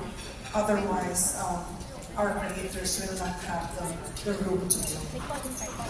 Thank you, DDG. For the journalists, I can only accommodate two last questions. So, proceed.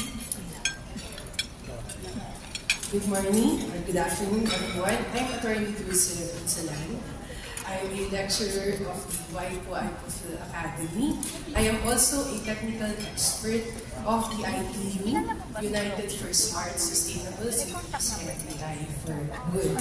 Now, here in the Philippines, I'm with multiple organizations and industries. So my question would be first for Madam Fernando.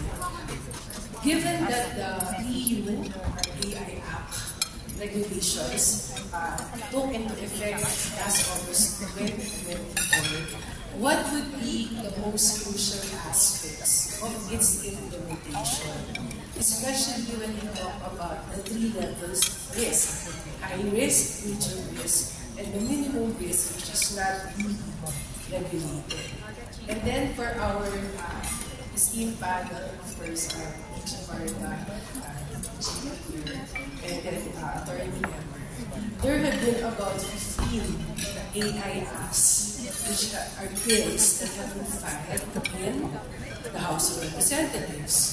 But more recently, a bill regulating the use of AI before the May 2025 midterm elections has been filed. And the rationale for this is that this particular House Bill, 10567, aims to regulate AI amid the threats posed by deepfakes or digitally altered images and audio or video recordings that misrepresent the victims.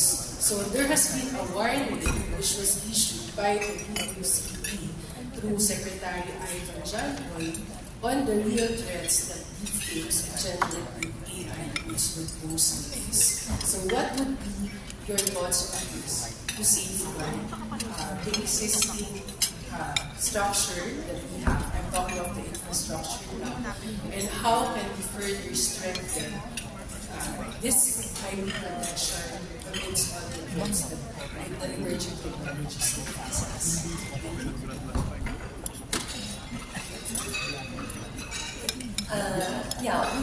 Thank you for the question,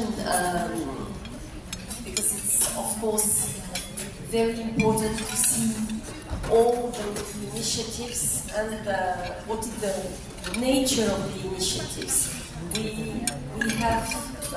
can assess in the work that there are mainly two big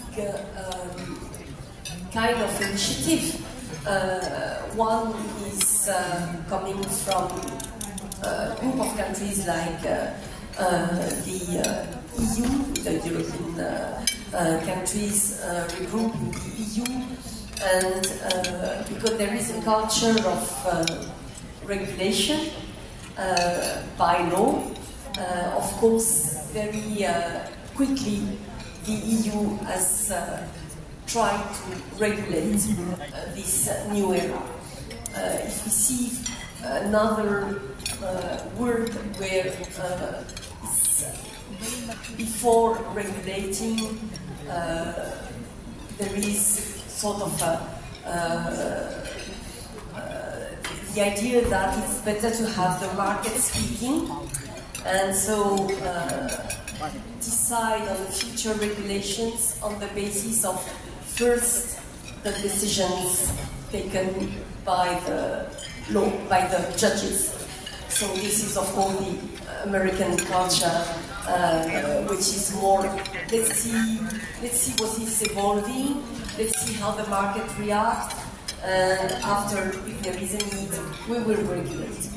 The US has not said that they will not regulate, but of course they are looking at what's happening on the market, and they have a lot of cases in the US arising.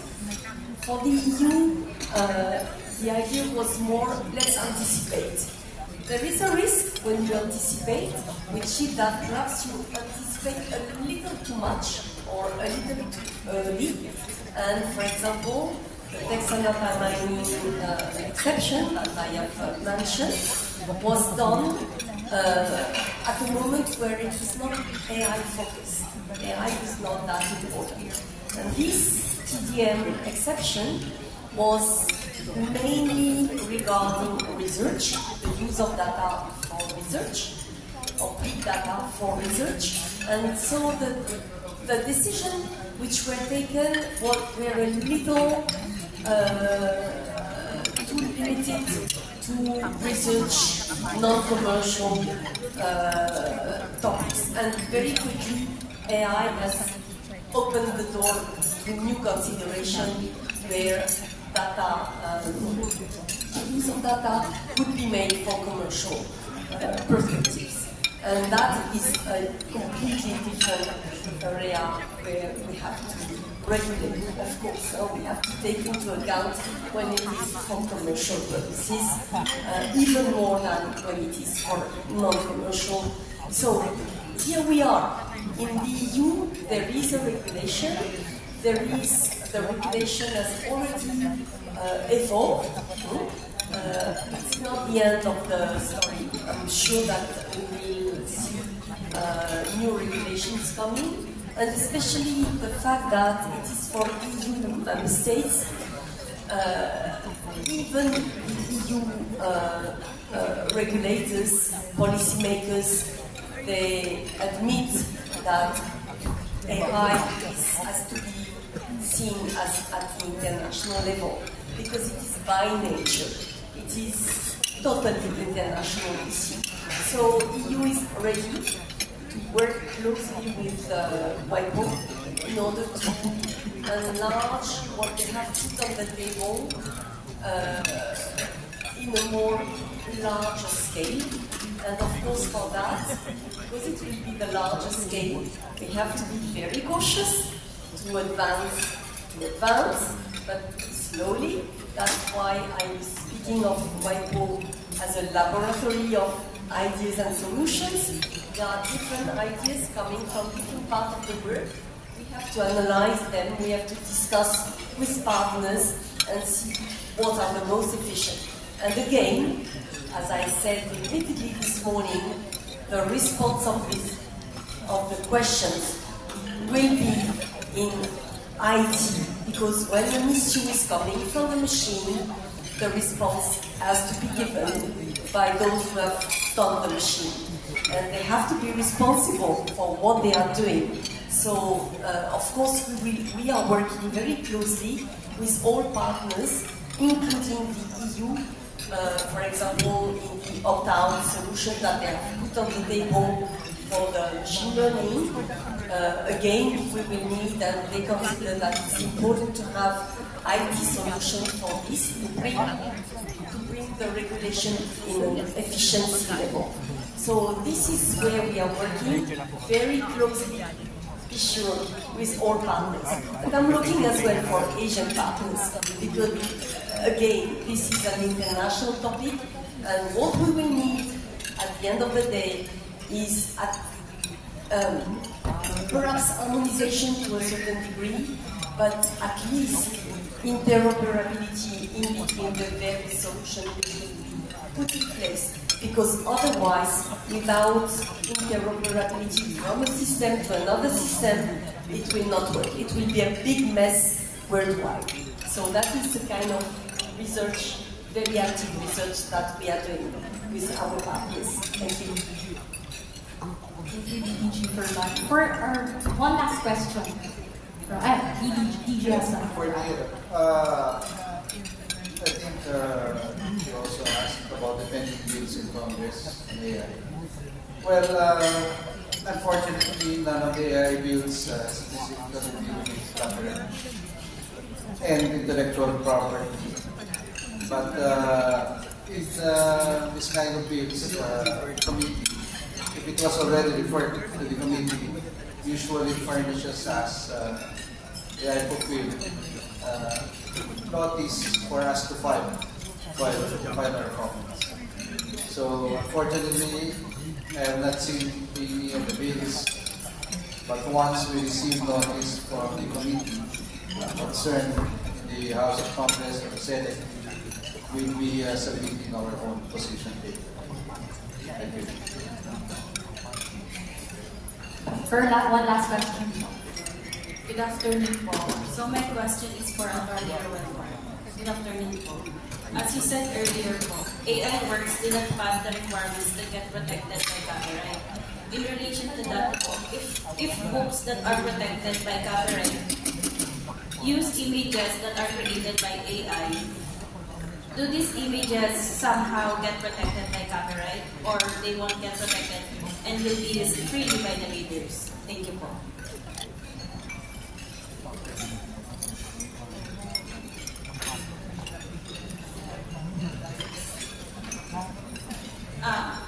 Okay. As you said earlier po, AI works do not pass the requirements to get protected by copyright. In relation to that, if books that are protected by copyright use images that are created by AI, do these images somehow get protected by copyright or they won't get protected and will be used freely by the readers? Thank you po. So assuming the images in a book are wholly generated by AI, therefore no protection, but the book receives protection. So yung part, the element, that portion of the book, particularly the AI works, art, that's not protected, will continue to be not protected. But the book, as a literary work, as a work of literature, will still be protected. So we have to separate the component parts. One last one. For example, if I generate an image using ChatGPT or any AI tools and then modify it to fit my preferences, would the resulting image still be protected under copyright or would it be classified as a derivative work or not? Thank you po.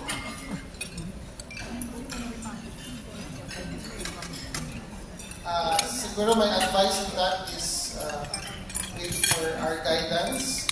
We do just for information, actually hindi pa rin alam ito na. But we have received an application and there was a disclosure already that it's an AI generated work. So we'll deal with that in our response to the application for registration. Thank you po. Alright, there we have it for our press conference for the second Philippine Copyright Summit. I hate to cut the intellectual conversation with our journalists, but the buffet lunch is waiting for us. Anyway, if you have more questions, our officials are open to exclusive interviews later. Just please coordinate with me to arrange for interviews. We've also sent the press kit. If you haven't received it, please let me know. Again, I'm Janina Lim from ICOFIL's Communications Office. Have a wonderful lunch and a good day, everyone. Yes, thank you very much, Janina. And let's all give a big round of applause to all our participants. Thank you so much to WIPO, DDG, Sylvie Forban. Thank you so much, Madam. DG Roel Barba, thank you. DDG Ann Cabodjan, and Director Emerson Cuyo. Thank you very, very much. And as mentioned earlier, lunch is already ongoing. Please enjoy